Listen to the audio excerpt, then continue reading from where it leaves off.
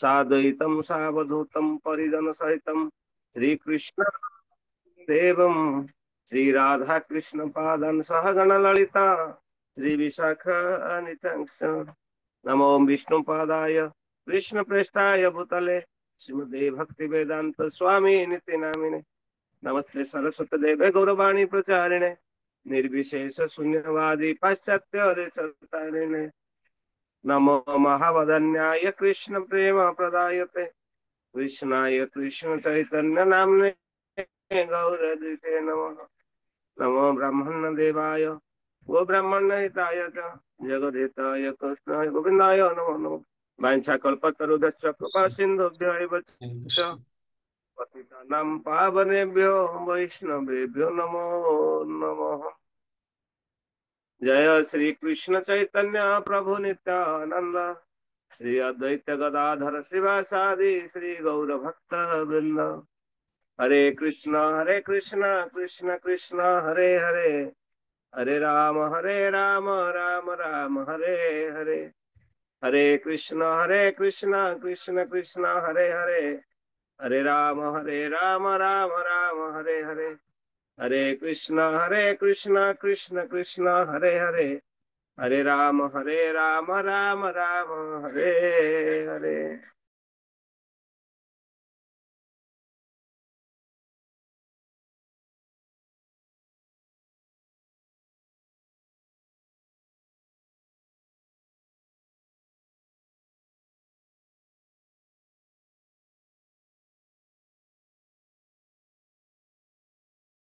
हरे कृष्ण प्रभु नहीं प्लीज।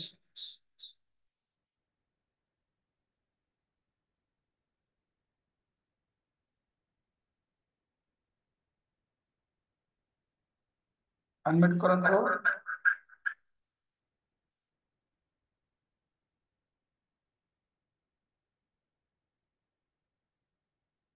ଏବେ କରିପାରିବେ କରନ୍ତୁ ଏବେ କରନ୍ତୁ अनम्यूट କରନ୍ତୁ। हरे कृष्ण। नवद्वीप मंडल परिक्रमा की जय। श्री नवद्वीप मंडल की जय। श्रीमान चैतन्य महाप्रभु की जय। श्री श्री नित्यानंद महाप्रभु की जय। श्रील प्रभुपाद महाराज की जय। पतित पावन शिल गुरुदेव की जय। अनंत कोटि वैष्णव वृंद की जय। नामाचार्य शिल हरिदास ठाकुर की जय। प्रेम से कहो जय श्री कृष्ण चैतन्य प्रभु नित्यानंद श्री अद्वैत गदाधर शिवासादि श्री गौर भक्त वृंद की जय हो। उपस्थित भक्त वृंद की जय। उपस्थित मातृ वृंद की जय। इताई गौर प्रेमानंद। सर्वप्रथमे आपण मान बहुत बहुत धन्यवाद। अब आपण माने एते संख्या रे 2 दिन धरी उपस्थित रहउचंदी एते सदा समय दे श्रवण करूचंदी एवं मोर कौन योग्यता नहीं जदि चतुर्भुज नारायण प्रभु कहले जे आज आपण क्लास दियंतु चैतन्य महाप्रभुंकर कृपा भिक्षा करिबा नित्यानंद महाप्रभु कृपा भिक्षा करी एवं उपस्थित थिबा समस्त वैष्णव भक्त मान चरण कमल प्रार्थना करिबा हम कृपा करंतु जहाद्वारा आज जो आम टपिक अच्छी सीमंत दीप ता विषय किसी आम से रस आस्वादन करवा। तो आम बर्तमान नवद्वीप मंडल परिक्रमा कर नवद्वीप मंडल कहले 9टा दीप को लेकिन आमको प्रभुजी प्रथम दिन कही सुंदर भाव आमको बुझे नवद्वीप कौन प्रकृत नवद्वीप होती 9टा दीप को नहीं अवस्थित नवद्वीप मंडल कहुए मंडल आम 2टी मंडल अच्छा चैतन्य महाप्रभु लीला गोटे हूँ गौर मंडल आ गोटे हूँ नवद्वीप मंडल। नवद्वीप मंडल कौटा ना जो नवद्वीप 9टा दीप भितर अच्छा नवद्वीप मंडल कहुए एवं गौर मंडल हूँ ताठू आउ टे अधिका जो अच्छा एरिया जो गौर गौर भक्त मैंने जो जो एरिया सब अच्छा लीला कर गौर मंडल कहुए आम कौन कहते गौर भक्त वृंद जय श्रीकृष्ण चैतन्य प्रभु नित्यानंद श्री अद्वैत गदाधर श्रीवास आदि गौर भक्त वृंद जो माने चैतन्य महाप्रभुंकर भक्त गौरांग महाप्रभुंकर भक्त जो जो जगार अच्छा बेंगल भितर से गौर मंडल कहुए यहाँ हूँ नवद्वीप मंडल जोटा 9टा द्वीप मध्य अवस्थित तेणु 9टा द्वीप मध्य आम अंतर्द्वीप विषय गत काली परम पूज्य श्रीमान इष्टदेव प्रभुଙ୍କର श्रीमुखରେ ଆମେ ଶ୍ରବଣ କରିଥିଲେ। ଅନ୍ତର୍ଦୀପ ମଧ୍ୟରେ ଯୋଗପୀଠ, ଅଦ୍ୱୈତ ଯୋଗପୀଠ, ଅଦ୍ୱୈତ ବାଡି, ଗଦାଧର ବାଡି ଏବଂ ଶ୍ରୀବାସ ଆଙ୍ଗନ, ମାଉସୀ ବାଡି, ଗୌଡୀୟ ମଠ, ମୁରାରୀ ଗୁପ୍ତା ଏବଂ ପ୍ରଭୁଜୀ ମଧ୍ୟ ଆମକୁ କାଲି କାଜୀ ସମାଧି ପର୍ଯ୍ୟନ୍ତ ନେଇଥିଲେ। ବିଶଦ ଭାବରେ ଆମେ ଶ୍ରବଣ କରିଛନ୍ତି କିପରି କାଜୀ ଚାନ୍ଦ କାଜୀକୁ କିପରି ସେଠି ତାଙ୍କୁ ସମାଧି ସ୍ୱୟଂ ଚୈତନ୍ୟ ମହାପ୍ରଭୁ ସମାଧି କରାଇଥିଲେ। ତେଣୁ ଆଜି ଯୋଉ ଦ୍ୱିତୀୟ ଦିବସରେ ଆମେ ନେକ୍ସଟ ଦ୍ୱୀପରେ ଆମେ ପହଞ୍ଚିବା। ତେଣୁ ଦ୍ୱିତୀୟ ଦିନ ପରିକ୍ରମାରେ ସମସ୍ତଙ୍କୁ ସ୍ୱାଗତ। ଆମେ ସମସ୍ତେ ଆଜି ଅନ୍ତର୍ଦୀପରୁ ବର୍ତ୍ତମାନ ଯିବା କୋଉ ଦ୍ୱୀପ? ଶ୍ରୀମନ୍ତ ଦ୍ୱୀପ। ତ ଶ୍ରୀମନ୍ତ ଦ୍ୱୀପ ବିଷୟରେ କାହିଁକି ଶ୍ରୀମନ୍ତ ନା ହେଇଛନ୍ତି, ଶ୍ରୀମନ୍ତ ଦ୍ୱୀପରେ ଆମେ ପ୍ରଥମେ ଯିବା ରାଜାପୁର ଜଗନ୍ନାଥ ମନ୍ଦିର। ନୋଟ କରିପାରିବେ ଆପଣ କୋଉ କୋଉ ଜାଗା ସବୁ ଆଜି ଆମେ ଯିବା। ପ୍ରଥମେ ଯିବା ଜଗନ୍ନାଥ ରାଜାପୁର ଜଗନ୍ନାଥ ମନ୍ଦିରରେ ଆମେ ଯିବା। ସେଠି ଜଗନ୍ନାଥ ମହାପ୍ରଭୁ, ସୁଭଦ୍ରା ମାତା, ବଳରାମଙ୍କୁ ଦର୍ଶନ କରିବା। ସେଠି ଆମେ ଶ୍ରୀମନ୍ତିନୀ ଦେବୀ ମନ୍ଦିରକୁ ଯିବା। ତତ୍ପରେ ସେକେଣ୍ଡ ଦର୍ଶନ ହବା ଆମର ଶ୍ରୀମନ୍ତିନୀ ଦେବୀ ଓ ଶ୍ରୀମନ୍ତିନୀ ଦେବୀଙ୍କୁ ଦର୍ଶନ କରିବା। ତତ୍ପରେ ଆମେ ଯିବା କୋଲାବେଚା ଶ୍ରୀଧର, ଜଣେ ଭକ୍ତ ଥିଲେ ଚୈତନ୍ୟ ମହାପ୍ରଭୁଙ୍କର ଶ୍ରୀଧର। କୋଲାବେଚା ମାନେ ଜାଣିଥିବେ, କୋଲା ବଙ୍ଗାଳୀରେ କୋଲା ମାନେ କଦଳୀ, ହିନ୍ଦୀରେ କେଲା, ଓଡିଆରେ କଦଳୀ, ଯେ କଦଳୀ ପତ୍ର ବିକ୍ରି କରୁଥିଲେ କୋଲାବେଚା ଶ୍ରୀଧର ତାକୁ କହୁଥିଲେ। ତାପରେ ଯିବା ବେଲପୁଖୁରୁ। ବେଲପୁଖୁରୀ ଆମର 2-3ଟି ଜାଗା ଆମେ ଦର୍ଶନ କରିବା। ପଞ୍ଚମୁଖୀ ଶିବଜୀଙ୍କ ମନ୍ଦିର, ଆଉ ଗୋଟେ ମାୟାମାରୀ ମଠ ଗୋଟେ ଅଛି, ଆମେ ତାକୁ ସେଠିକି ଯିବା। ତାପରେ ରୁକୁମପୁର, ଏପରି କେତେଟା ଜାଗା ଆମେ ଶ୍ରୀମନ୍ତ ଦ୍ୱୀପରେ ଆଜି କଭର କରିବା ପାଇଁ ଚେଷ୍ଟା କରିବା। ଆମେ ଯିବା ଶ୍ରୀମନ୍ତ ଦ୍ୱୀପର ହାରାହାରି ଆପଣଙ୍କୁ 17-18 କିଲୋମିଟର ଚାଲିବାକୁ ପଡିବ। ଆଜି ସମସ୍ତେ ରାଜି ତ? ସମସ୍ତେ ଚାଲିବେ ତ? ହରିବୋଲ। 17-18 କିଲୋମିଟର ଚାଲିବା ଆଜି। ହରେ କୃଷ୍ଣ। ତ ସମସ୍ତେ ରେଡି ହେଇଯା। ଚାଲିବା କଥା କହୁଥିଲି, ବସ୍ ଫସ୍ ଆଣନ୍ତୁ। ହରିବୋଲ। ନାଇଁ ପରିକ୍ରମା କରୁଛନ୍ତି, ଚାଲିବାକୁ ପଡିବ। ଠିକ ଅଛି, ଆମେ ଅଟୋରେ ନହେଲେ କରିବା। ଠିକ ଅଛି, ସୁବିଧା କରିଦବା। ତ ଆମେ ଜଗନ୍ନାଥ ମନ୍ଦିର, କାଲି ଆମେ ଜଗନ୍ନାଥ ମନ୍ଦିର ଯାଇ ପହଞ୍ଚିଥିଲେ କୋଉଠି? ଆମେ କାଲି ଲାଷ୍ଟ ଆମର କୋଉଠି ଏଣ୍ଡିଂ କରିଥିଲେ ପ୍ରଭୁ? ନା ଗୌଡୀୟ ମଠ, ନୁହଁ କି? ଗୌଡୀୟ ମଠ, ମାଉସୀ ବାଡି, ମାଉସୀ ବାଡି ପରେ ଆମେ ରାଧାକୁଣ୍ଡ, ଶ୍ୟାମକୁଣ୍ଡ ଯାଇଥିଲେ। ଶ୍ୟାମକୁଣ୍ଡ ଗୋବର୍ଦ୍ଧନ ପରିକ୍ରମା କଲେ। ଗୋବର୍ଦ୍ଧନ ପରିକ୍ରମା କଲା ପରେ ଆମେ ସେଠି ବିଶ୍ରାମ ନେଇଥିଲେ, ନୁହଁ କି? ତ ଆଜି ଆମେ ସକାଳୁ ଚାଲି ଚାଲି ଯିବା। ଗୌଡୀୟ ମଠରୁ ପାଖାପାଖି ଆପଣଙ୍କର 2 କିଲୋମିଟର ଦୂରରେ, ଗୋଟେ 1.5 କିଲୋମିଟର 2 କିଲୋମିଟର ଗଲେ ତାନ୍ତକାଜୀଙ୍କ ସମାଧି ଆସିବେ।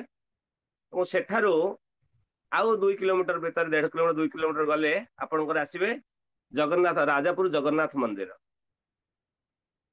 ତ ଜଗନ୍ନାଥ ମନ୍ଦିର ପୁରୀ ମନ୍ଦିର ଠାରୁ ଅଭିନ୍ନ। ଯେମିତି ଜଗନ୍ନାଥ ମହାପ୍ରଭୁ ପୁରୀରେ ଲୀଳା କରୁଛନ୍ତି, ସେହିପରି ଭାବରେ ମାୟାପୁରରେ ସ୍ଥିତ ରାଜାପୁର ଜଗନ୍ନାଥ ମନ୍ଦିରରେ ମହାପ୍ରଭୁ ଲୀଳା କରୁଛନ୍ତି। ମହାପ୍ରଭୁ ସ୍ୱୟଂ ସେଠାରେ ପ୍ରକଟ ହେଇଥିଲେ।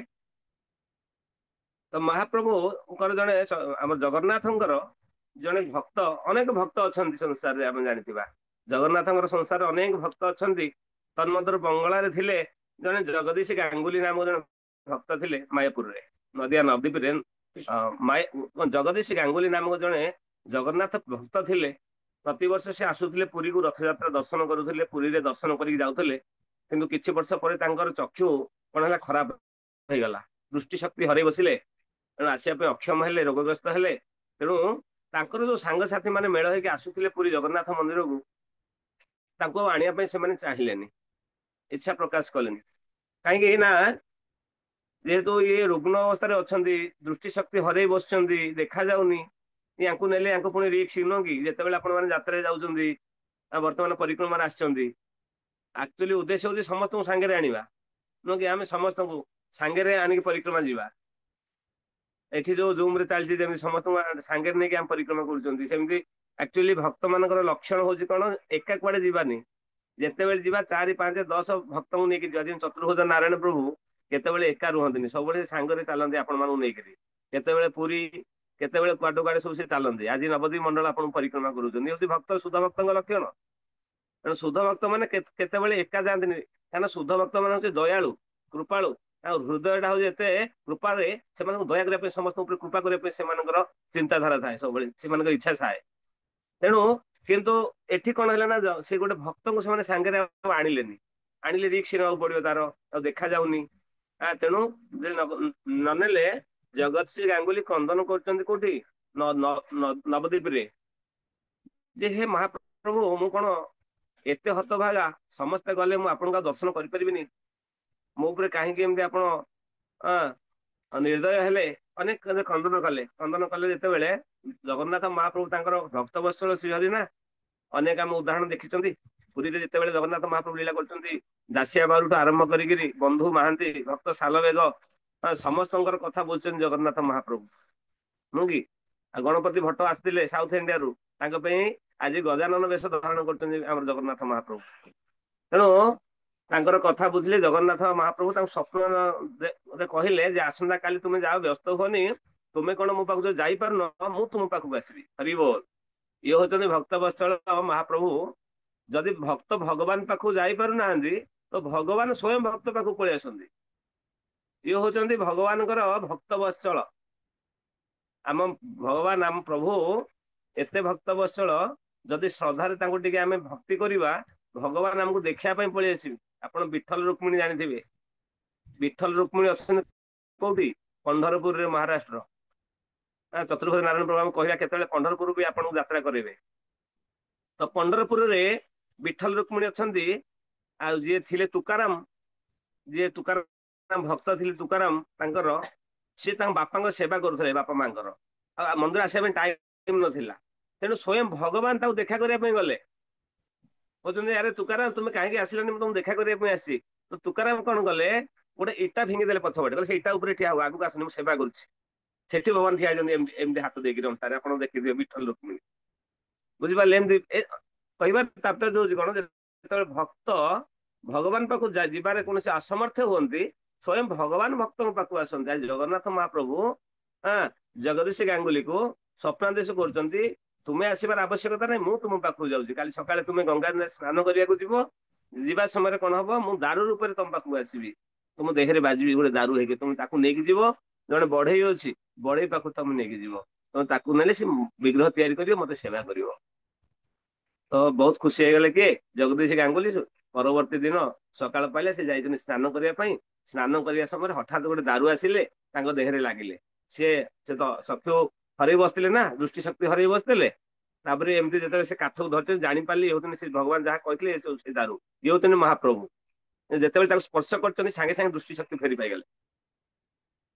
ଏବଂ ସେ ଜଗଦୀଶ ଗାଙ୍ଗୁଲି କଣ କଲେ? ସେ କାଠକୁ ବା ସେ ଦାରୁକୁ ନେଇକିରି ଏକା ନେଇକିରି ଗଲେ ସେ ବଢେଇ ପାଖକୁ ଯୋଉ ଆଡ୍ରେସ ଦେଇଥିଲେ, ଏବଂ ଯାଇ ତାକୁ କବାଟ ଠକ୍ ଠକ୍ କଲେ। କବାଟ ଠକ୍ ଠକ୍ କଲା ପରେ ସେ ଘରୁ ଜଣେ ବାହାରିଲେ, ଅତ୍ୟନ୍ତ ବୃଦ୍ଧ ବ୍ୟକ୍ତି, ଏବଂ କୁଷ୍ଠ ରୋଗ ହେଇଯାଇଛି ତାଙ୍କୁ।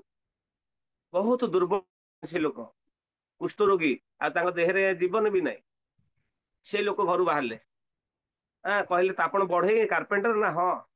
ଆଉ ତାହେଲେ ୟାକୁ ମହାପ୍ରଭୁ ମୋର ସ୍ୱପ୍ନାଦେଶ ଦେଇଥିଲେ, ମୁଁ ଏମିତି ଆଣିଛି, ଆଉ ଆପଣ ୟାକୁ ଜଗନ୍ନାଥ ବିଗ୍ରହ ତିଆରି କରନ୍ତୁ। ଆରେ ମୁଁ କେମିତି କରିବି? ମୋର ଅବସ୍ଥା ନାହିଁ, ମୋ କୌଣସି ଶକ୍ତି ସାମର୍ଥ୍ୟ ମୋର ନାହିଁ। ରୁଗ୍ଣ ଅବସ୍ଥାରେ ମୁଁ ଆସି କୁଷ୍ଠ ରୋଗ ହେଇଯାଇଛି, ମତେ ପୋକ ସାଲୁ ବାଲୁ ହଉଛନ୍ତି, ବହୁତ କଷ୍ଟ ପାଉଛି, ମୁଁ ବହୁତ ପୀଡା ପାଉଛି ମୋ ଶରୀର, ମୁଁ କେମିତି ତିଆରି କରିବି? ନା ମହାପ୍ରଭୁ କହିଛନ୍ତି କରିବା ପାଇଁ, ଆପଣ କରନ୍ତୁ, ମହାପ୍ରଭୁଙ୍କ ନିର୍ଦ୍ଦେଶ। ଠିକ ଅଛି, ମହାପ୍ରଭୁଙ୍କ ନିର୍ଦ୍ଦେଶ ମୁଁ କରିବି। ସେ ଯେମିତି କଷ୍ଟକୁ ସ୍ପର୍ଶ କରିଛନ୍ତି, ତାଙ୍କର ସବୁ ପ୍ରକାର ବ୍ୟାଧି ଦୂର ହେଇଗଲା। ହରି ବୋଲ। ସେ କୁଷ୍ଠ ରୋଗ ତାଙ୍କର କଣ ତୁରନ୍ତ ସେ ଆରୋଗ୍ୟ ଲାଭ କଲେ। ଏତେ କଷ୍ଟ ପାଉଥିଲେ, ପୋକ ସାଲୁ ବାଲୁ ହଉଥିଲା ଦେହ ସାରା, ପୁରା ସାଙ୍ଗେ ସାଙ୍ଗେ ସୁସ୍ଥ ହେଇଗଲେ। ଇଏ ହଉଛନ୍ତି ଜଗନ୍ନାଥ ମହାପ୍ରଭୁଙ୍କର କୃପା। ତେଣୁ ତାପରେ ସେ ବିଗ୍ରହ ତିଆରି କଲେ। ବିଗ୍ରହ ତିଆରି କଲା ପରେ ସେଠି ଜଗନ୍ନାଥ, ବଳଦେବ, ସୁଭଦ୍ରା ରାଜାପୁର ଜଗନ୍ନାଥ ମନ୍ଦିରରେ ସେବା ପାଇଲେ। ଅନେକ ବର୍ଷ ପରେ ତାଙ୍କୁ ପୁଣି ସେବା ବନ୍ଦ ହେଲା। ବହୁତ ଷ୍ଟୋରି ଅଛନ୍ତି, ବହୁତ ସେବା ତାଙ୍କର ବନ୍ଦ ହେଲା। ସେବା ବନ୍ଦ ହେଲା ପରେ ବହୁତ ଦିନ ପରେ ବର୍ତ୍ତମାନ ସେଟା ଇସ୍କନକୁ ସ୍ଥାନାନ୍ତରିତ କରାଯାଇଛି। ସେ ଜାଗା ଇସ୍କନ ଅଣ୍ଡରରେ ଅଛି। ଇସ୍କନ ବର୍ତ୍ତମାନ ତାଙ୍କୁ ଜଗନ୍ନାଥ ମହାପ୍ରଭୁଙ୍କ ସେବା କରୁଛନ୍ତି। ଆଉ ଇସ୍କନ ଯେତେବେଳେ ସେବା କଲେ, ଜୟପ୍ରତାପ ସ୍ୱାଇଁ ମହାରାଜ ଥିଲେ ପୂର୍ବ, ସେ ସମୟରେ କଣ ହେଲା? ବହୁତ ଦିନ ପୂର୍ବରୁ ନା ସେଠୁ ରାଜଭୋଗ ତିଆରି ହୁଏ ମନ୍ଦିରରେ। ଆମର ଇସ୍କନ ମନ୍ଦିରରେ, ବଡ ମନ୍ଦିରରେ କଣ ହବ ନା ରାଜଭୋଗ ତିଆରି ହବ। ସେଠି ଅଛନ୍ତି ପଞ୍ଚତତ୍ତ୍ୱ। ପଞ୍ଚତତ୍ତ୍ୱ ଅଛନ୍ତି, ଆପଣଙ୍କୁ ପ୍ରଭୁ ଦର୍ଶନ କରି ପ୍ରଥମ ଦିନ ପଞ୍ଚତତ୍ତ୍ୱ ଅଛନ୍ତି ସେଠି। ରାଧା ମାଧବ ଅଷ୍ଟସଖୀ ଅଛନ୍ତି, ନୃସିଂହ ଦେବ ଅଛନ୍ତି। ସେମାନଙ୍କ ପାଇଁ ରାଜଭୋଗ ତିଆରି ହୁଏ। ଏବଂ ସେ ରାଜଭୋଗ ତିଆରି ହେବା ସମୟରେ ଜଗନ୍ନାଥଙ୍କ ପାଇଁ ମଧ୍ୟ ସେଠି ଗୋଟେ ରାଜଭୋଗ ତିଆରି ହୁଏ। ସେ ପୂଜାରୀ କଣ କରନ୍ତି, ଆଉ ଟିଫିନ ପୁରେଇକିରି ମନ୍ଦିରକୁ ନେଇକି ଆସନ୍ତି। ଇସ୍କନ ମନ୍ଦିରରୁ ରାଜାପୁର ଜଗନ୍ନାଥ ମନ୍ଦିର ପାଖାପାଖି 5-6 କିଲୋମିଟର ହବ। ଏତିକି ଦୂର ସେ ପ୍ରତିଦିନ କଣ କରିବେ, ଟିଫିନ ପୁରେଇକି ଆଣନ୍ତି, ପୁଣି ଏଠି ବାଢନ୍ତି। ଏଠି କଣ କରନ୍ତି, ପୁଣି ପ୍ଲେଟ ସଜେଇକି ଭୋଗ ଲଗାନ୍ତି। ଦିନେ ଜୟପ୍ରକାଶ ମହାରାଜ କହିଲେ, ନା ନା ତୁମେ ଏତେ ଆଡମ୍ବରରେ ତମେ ଭୋଗ କଣ ପୂଜା ସେବା କରିବା ଦରକାର ନାହିଁ, ସେ ତ ବହୁତ ଦୂରରେ ଅଛନ୍ତି, ତେଣୁ ସେଠି ଯାହା ଫଳମୂଳ ତମେ ଭୋଗ ଲଗେଇ ଦିଅ, ରାଜଭୋଗ ନେଇକି ଲଗେଇବାର ଆବଶ୍ୟକତା ନାହିଁ। ତେଣୁ ସେ କଣ କଲେ ନା ରାଜଭୋଗ ସେଦିନ ବନ୍ଦ କରିଦେଲେ, ଏବଂ ସେଦିନ ରାତିରେ ପୂଜାରୀ ଶୋଇଛନ୍ତି, ସେ ଦେଖୁଛନ୍ତି ଯେ ଜଗନ୍ନାଥ ମହାପ୍ରଭୁ ଜଗନ୍ନାଥ ବଳଦେବ ସୁଭଦ୍ରା କଣ କରୁଛନ୍ତି ନା ଇସ୍କନ ମନ୍ଦିର ଆଡେ ଚାଲି ଚାଲି ଚାଲି ଚାଲି ରାତିରେ ଆସୁଛନ୍ତି। ଇଏ ଯାଇ ପଚାରିଲେ, ପୂଜାରୀ ପଚାରୁଛନ୍ତି, ପ୍ରଭୁ ପ୍ରଭୁ ଆପଣ କାହିଁକି ଚାଲି ଚାଲି କାହିଁକି ଆସିଲେ, ମନ୍ଦିର ଭିତରୁ କାହିଁକି ବାହାରିଲେ? ନା ଆମକୁ ଭୋକ ଲାଗୁଛି, ଆମକୁ ଖାଇବାକୁ ତମେ ଦିନ ଫଳ ଫଳ ଖାଇ କଣ ଆମେ ରହିପାରିବୁ, ରାଜଭୋଗ ଦଉଥିଲ କାହିଁକି ବନ୍ଦ କଲ? ଆଉ ସେ ଆଶ୍ଚର୍ଯ୍ୟ ହେଇଗଲେ, ସାଙ୍ଗେ ସାଙ୍ଗେ ଯାଇକିରି ଆମର ଜୟପତ୍ର ସେ ମହାଦେବଙ୍କୁ ଉଠେଇଲେ। ମହାରାଜ ମହାରାଜ ଉଠନ୍ତୁ, ମାନେ ତାଙ୍କ ସର୍ଭେଣ୍ଟଙ୍କୁ କହିଲେ, ମୋର ନିହାତି ଜରୁରୀ କଥା ଅଛି। ଭୋରୁ ଭୋରୁ ମଙ୍ଗଳ ଆରତୀ ସରିଲା ପରେ, ମଙ୍ଗଳ ଆରତୀ ଜଷ୍ଟ ଆରମ୍ଭ ହେଇନି, କଣ ହେଇଛି ନା ଏଇ ଘଟଣା ହେଇଛି। ତାପରେ ଜୟପତ୍ର ସିଂହ କହିଲେ, ନାଇଁ ନାଇଁ ଆଡମ୍ବରରେ ସେଠି ସେବା କର। ତାପରେ ପ୍ରତ୍ୟେକ ଦିନ ଆଡମ୍ବରରେ ସେଠି ସେବା ହଉଛି, ରାଜଭୋଗ ଆମର ଇସ୍କନ ମନ୍ଦିରରୁ ପୁରା ଟିଫିନ ପ୍ୟାକ୍ ହେଇକି ଯାଉଛି। ଏଇପରି ଆଉ ଦିନଙ୍କର ଘଟଣା ହେଇଛି କଣ ନା, ଜଗନ୍ନାଥ ମହାପ୍ରଭୁଙ୍କ ସେ ପୂଜାରୀ ଭୋଗ ତ ନେଇକି ଯାଇଛି, ଭୋଗ ପ୍ଲେଟରେ ବଢା ହେଇଯାଇଛନ୍ତି, କିନ୍ତୁ ତୁଳସୀ ପତ୍ର ନେବା ଭୁଲି ଯାଇଛନ୍ତି। ଆଉ ସେ ଦେଖୁଛନ୍ତି ଯଦି ତୁଳସୀ ପତ୍ର ପାଇଁ ଯିବି ଉଠିକିରି, କାଳେ କୁକୁର ଫୁକୁର ମୁହଁ ମାରିଦବ ଭୋଗରେ, ତେଣୁ ସେ ଉଠିକି ବି ଯାଇପାରୁନାହାନ୍ତି, ଭାବି ଯାହା ହଉ ମନେ ମନେ ଆଜି ଭୋଗ ଲଗେଇଦବା। ତେଣୁ ସେ ମନେ ମନେ ସ୍ମରଣ କରିକି ତୁଳସୀ ପତ୍ର ସ୍ମରଣ କରି ଭୋଗ ଲଗେଇବା ସମୟରେ ଆଖି ଖୋଲି ଦେଖୁଛନ୍ତି ସବୁ ଜାଗାରେ ସବୁ ତୁଳସୀ ପତ୍ର ଥୁଆ ହେଇଛି। ଇଏ ହଉଛନ୍ତି ମହାପ୍ରଭୁଙ୍କର, ଜଗନ୍ନାଥ ମହାପ୍ରଭୁଙ୍କର କୃପା ଆଶୀର୍ବାଦ। ଏଠି ଆମ ଗ୍ରୁପ ଯୋଉମାନେ ବି ଅଛନ୍ତି, ଏଠି କିଛି କିଛି ଭକ୍ତ ଯାଇଛନ୍ତି, ସେମାନେ ବି ଦର୍ଶନ କରିଛନ୍ତି ସେ ଜଗନ୍ନାଥଙ୍କୁ। ଅତ୍ୟନ୍ତ କରୁଣାମୟ, ଅତ୍ୟନ୍ତ ଦୟାମୟ ଜଗନ୍ନାଥ ମହାପ୍ରଭୁ ସ୍ୱୟଂ ସେଠାରେ ପୋକଟି ଧରିଥିଲେ ଭକ୍ତ ବତ୍ସଳ ଶ୍ରୀହରି। ଏପରି ଭାବରେ ଆମେ ଜଗନ୍ନାଥ ମନ୍ଦିର ଦର୍ଶନ କଲେ। ଜଗନ୍ନାଥ ମନ୍ଦିର ଦର୍ଶନ କଲା ପରେ ସେଠି ବହୁତ ବଡ ଗୋଟେ ଆମ୍ବ ତୋଟା ଅଛି, ଆପଣ ପଛପଟେ ଯିବେ, ସୁନ୍ଦର ବଗିଚା ଅଛି ଜଗନ୍ନାଥ ମନ୍ଦିର ପରିସର ଭିତରେ, ଏବଂ ଗୋଟେ ସୁନ୍ଦର ପୋଖରୀ ବି ସେଠି ଅଛି। ତ ତାରି ପଛପଟେ ଗୋଟେ ଆଉ ଗୋଟେ ମନ୍ଦିର ଅଛନ୍ତି, ଛୋଟ ମନ୍ଦିର, ଯାର ନାଁ କଣ ଶ୍ରୀମନ୍ତିନୀ ଦେବୀ। ଶ୍ରୀମନ୍ତିନୀ ଦେବୀ ତାକୁ କୁହନ୍ତି, ଯାହାଙ୍କର ନାମ ଅନୁସାରେ ଏ ଦ୍ୱୀପର ନାମ ହେଇଛନ୍ତି ଶ୍ରୀମନ୍ତ ଦ୍ୱୀପ। ଶ୍ରୀମନ୍ତ ଦ୍ୱୀପ ବୁଝିପାରିଲେ? ତ ସେଠି କଣ ହେଇଛନ୍ତି ନା, ଥରେ ଶିବଜୀ, ଆପଣ ଜାଣିଥିବେ ଶିବଜୀ ହଉଛନ୍ତି ପରମ ଭକ୍ତ, ଭଗବାନଙ୍କର ପରମ ବୈଷ୍ଣବ, ନୁହଁ କି? ଯଥା ନଦୀ ନାମ ଯଥା ଗଙ୍ଗା, ତଥା ବୈଷ୍ଣବ ନାମ ଶମ୍ଭୁ। ବୈଷ୍ଣବ ନାମ ତଥା ଶମ୍ଭୁ। ଯେମିତି ଆମର ସମସ୍ତ ନଦୀ ମାନଙ୍କ ମଧ୍ୟରେ ଶ୍ରେଷ୍ଠ ନଦୀ ହଉଛନ୍ତି କିଏ? ଗଙ୍ଗା ନଦୀ, ପବିତ୍ର ନଦୀ। ସେହିପରି ଯେତେ ବୈଷ୍ଣବ ଅଛନ୍ତି, ସମସ୍ତ ବୈଷ୍ଣବ ମାନଙ୍କ ଭିତରେ ଶ୍ରେଷ୍ଠ ବୈଷ୍ଣବ କିଏ? ଶିବଜୀ। ହର ହର ମହାଦେବ, ନୁହେଁ କି? ସେ ହଉଛନ୍ତି ପରମ ବୈଷ୍ଣବ। ଆଉ ପରମ ବୈଷ୍ଣବ ମାନଙ୍କର କଣ ଲକ୍ଷଣ ନା, ପ୍ରତ୍ୟେକ ସମୟରେ ଭଗବାନଙ୍କର ଗୁଣ ନାମ କୀର୍ତ୍ତନ ତାଙ୍କର ଚାଲିଥିବ, ନୁହଁ କି? ପ୍ରତ୍ୟେକ ସମୟରେ ସେ ଭଗବାନଙ୍କର ଗୁଣ ଗାନ କରୁଛନ୍ତି। ଏବଂ ତାଙ୍କର ପତ୍ନୀ ପାର୍ବତୀ, ପତ୍ନୀ ପାର୍ବତୀ ଯେ ଯୋଗମାୟା, ଯୋଗମାୟା ପାର୍ବତୀଙ୍କୁ ସେ କଣ କରନ୍ତି, ତାଙ୍କର କୋଳରେ ବସାନ୍ତି, କୋଳରେ ବସିକି ଭାଗବତ କଥା ଶ୍ରବଣ କରାନ୍ତି। ଇଏ ହଉଛି ବୈଷ୍ଣବ ମାନଙ୍କର ଲକ୍ଷଣ। ପ୍ରତ୍ୟେକ ସମୟରେ ଆମର ଶାସ୍ତ୍ରରେ ଗୋଟେ କଥା କୁହାଯାଇଛି, ଅବ୍ୟର୍ଥ କାଳତ୍ୱମ୍, ଅବ୍ୟର୍ଥ କାଳତ୍ୱମ୍। ଯୋଉ କାଳ ଅର୍ଥ ସମୟକୁ କୌଣସି ପ୍ରକାର ବ୍ୟର୍ଥ କରିବା ଉଚିତ ନୁହଁ। ଅବ୍ୟର୍ଥ କାଳତ୍ୱମ୍ କୁହାଗଲା। ସମୟ ଭଗବାନ ଆମକୁ ଦେଇଛନ୍ତି, ସମୟ ଆମର ନୁହଁ, ସମୟ ଭଗବାନ ଆମକୁ ଦେଇଛନ୍ତି। କାହା ପାଖରେ କାହା ଭାଗ୍ୟରେ କେତେ ସମୟ ଅଛି କିଏ କହିବ? ତେଣୁ କୌଣସି ପ୍ରକାର ସମୟକୁ ଅପବ୍ୟୟ କରିବା ଉଚିତ ନୁହଁ। ଅବ୍ୟର୍ଥ କାଳତ୍ୱମ୍, ଯେମିତି ଚତୁର୍ଭୁଜ ନାରାୟଣ ପ୍ରଭୁ କରୁଛନ୍ତି, ଅବ୍ୟର୍ଥ କାଳତ୍ୱମ୍, ସମୟକୁ ନଷ୍ଟ କରୁ। ତେଣୁ ଶିବଜୀ କଣ କରନ୍ତି ନା, ପ୍ରତ୍ୟେକ ସମୟରେ ତାଙ୍କର ପତ୍ନୀକୁ ଭାଗବତ କଥା ଶ୍ରବଣ କରନ୍ତି। ଆପଣ ମାନେ କରୁଛନ୍ତି ରଞ୍ଜିତ ପ୍ରଭୁ? କରେଇବା ଆବଶ୍ୟକ। ଘରେ ବସିକିରି ଭାଗବତ କଥା ଶ୍ରବଣ କରେଇବେ, ବୁଝିପାରିଲେ? ଇଏ ହଉଛି ଦେଖନ୍ତୁ ପରମ ବୈଷ୍ଣବ, ପରମ ଯୋଗୀ, ନୁହେଁ କି? ବୈରାଗୀ, ସଂସାର ପ୍ରତି ତାଙ୍କର ପୁରା ବୈରାଗ୍ୟ, କିଛି ନାହିଁ, ଶ୍ମଶାନରେ ରହୁଛନ୍ତି, ନୁହଁ? କିନ୍ତୁ କେତେ ବଡ ଫ୍ୟାମିଲି ତାଙ୍କର, ଦେଖନ୍ତୁ କେତେ ବଡ ପରିବାର ବି ଅଛନ୍ତି। ସେ ବି ମାନେ ପକ୍କା ଗୃହସ୍ଥ, ଆଦର୍ଶ ଗୃହସ୍ଥ। ଆମେ ସମସ୍ତେ ଏଠି ଗୃହସ୍ଥ ଭକ୍ତ ମାନେ ବସିଛନ୍ତି ନା, ଶିବଜୀ ହଉଛନ୍ତି ଆଦର୍ଶ ଗୃହସ୍ଥ। ମନେ ରଖନ୍ତୁ, କେମିତି ନା ଶିବଜୀ ପ୍ରତ୍ୟେକ ସମୟରେ ଭଗବାନଙ୍କର ସ୍ମରଣ, ବନ୍ଦନ ଏବଂ କୀର୍ତ୍ତନ प्रत्येक समय से लगी था बुझिपारे कीर्तनम स्मरणम विष्णु जो आम नवदा भक्ति अच्छा नवदा भक्ति प्रत्येक समय से पालन कर प्रत्येक समय कीर्तन कर श्रवण कर क्या शुणा परिवार लोक शुणा पत्नी को शुणा पति पत्नी को शुणेब पति पति पत्नी को शुणेब ये हूँ रहस्य दुहे दुहे भक्ति करने आवश्यक गृहस्थ जीवन में सक्सेस आम केतबेले हवा जिते दुहे भक्ति करेंगे नुह जिते प्रभु जी माता जी मिसिक भक्ति करेंगे से कौन हम कहले भक्ति लाइफ टा गृहस्थ जीवन सक्सेस हो चेष्टा करवा आम उभय पति पत्नी मिसिक केमी भक्ति करवा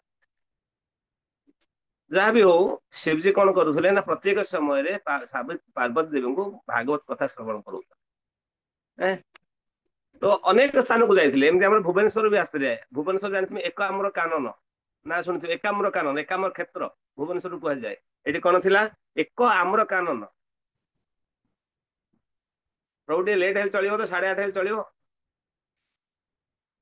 तो एक आम्र कानन अर्थ कौन भुवनेश्वर जो ओल्ड टाउन लिंगराज मंदिर आप देखिए गोटे आम्र कानन माने आम्र गचर विराट बड़ जंगल सृष्टि सेठी शिवजी पार्वती को कौन करते भागवत कथा श्रवण करते जो सुखदेव गोस्वामी श्रवण करते जो जगह सुख पक्षी अनेक स्टोरी अच्छी तार कह तात्पर्य कौन आम समस्ते शिवजी शिक्षा करवा उचित आम समस्ते शिवजी शिक्षा करा कौन शिक्षा करवा अव्यर्थ कालोतम प्रत्येक समय कौन प्रकार समय को खाली रे अपव्यवहार न करी प्रत्येक समय कि भगवान सेवा नियुक्त करवा प्रत्येक समय भागवत रे जड़ित तल्लीन होगी रहा बुझे तल्लीन होगी रही देखो पार्वती कौन आसक्ति नाला से तो बैरागी तथा पार्वती को कौन कोल बसई कोल से बसई जहाँ भी हो तो थे कौन होती ना ये नवद्वीप धाम नवद्वीप धाम एक्चुअली आम नवद्वीप धाम होते शाश्वत धाम ये नुह जे ये कली जुगे हो गले नुह ये शाश्वत धाम अनेक जुगर ये धाम अच्छा धाम धामनी अभिन्नत्व नाम नामनी अभिन्नत्व धाम धामनी अभिन्नत्व ए धाम होती बलराम शंकरषण स्वरूप जिते आप धाम देखिए वृंदावन धाम पुरी धाम द्वारिका धाम मथुरा धाम नवद्वीप धाम ये जिते सब धाम आप देखुं ये धाम होती कहार स्वरूप कहार विस्तार बलराम विस्तार बलराम निजक विस्तार करके धाम तैयारी करती उस धाम रे भगवान विराजमान करते तेणु धाम होती भगवान अभिन्न कारण कृष्ण बलराम भितर किसी फरक ना निताई गौरांग मध्य किसी फरक ना तेणु धाम एवं धामी मध्य कौन फरक ना बुझिपारे नित्य शाश्वत धाम हूँ नित्य शाश्वत नवद्वीप धाम मुझे आज कहि आम जिते जा मायामारी मठ को द्वापर जुगे बलराम आसते से मायामारी नामक गोटे राक्षस को बध करते तार अर्थ द्वापर जुगे अच्छी सत्य जुगे भी सी धाम थे तार प्रमाण केमती अच्छी अनेक प्रमाण आगु आम पाइबा तेणु ये जो नवद्वीप नदिया नवद्वीप धाम ये शाश्वत धाम एवं अच्छा आगू भी रही सी के महाप्रलय नष्ट हमें एवं अभिन्न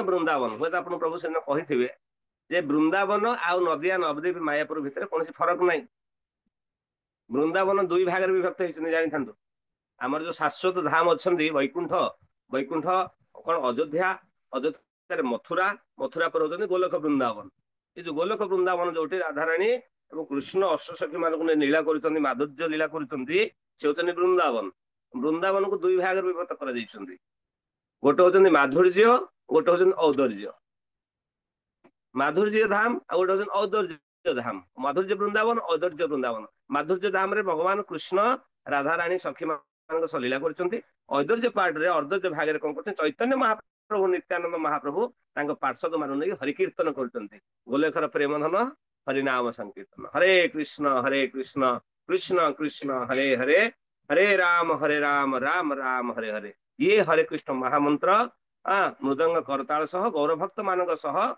मेल से कीर्तन कर औदर्य धाम आई जो नदिया नवद्वीप में आज परिक्रमा कर से औदर्य धाम जो भगवान औदर्य मान कौन नमो महावदान्याय ଅତ୍ୟନ୍ତ ଦୟାର୍ଦ୍ଧ ହୃଦୟରେ ସମସ୍ତଙ୍କୁ କୃପା କରୁଛନ୍ତି ମହାପ୍ରଭୁ।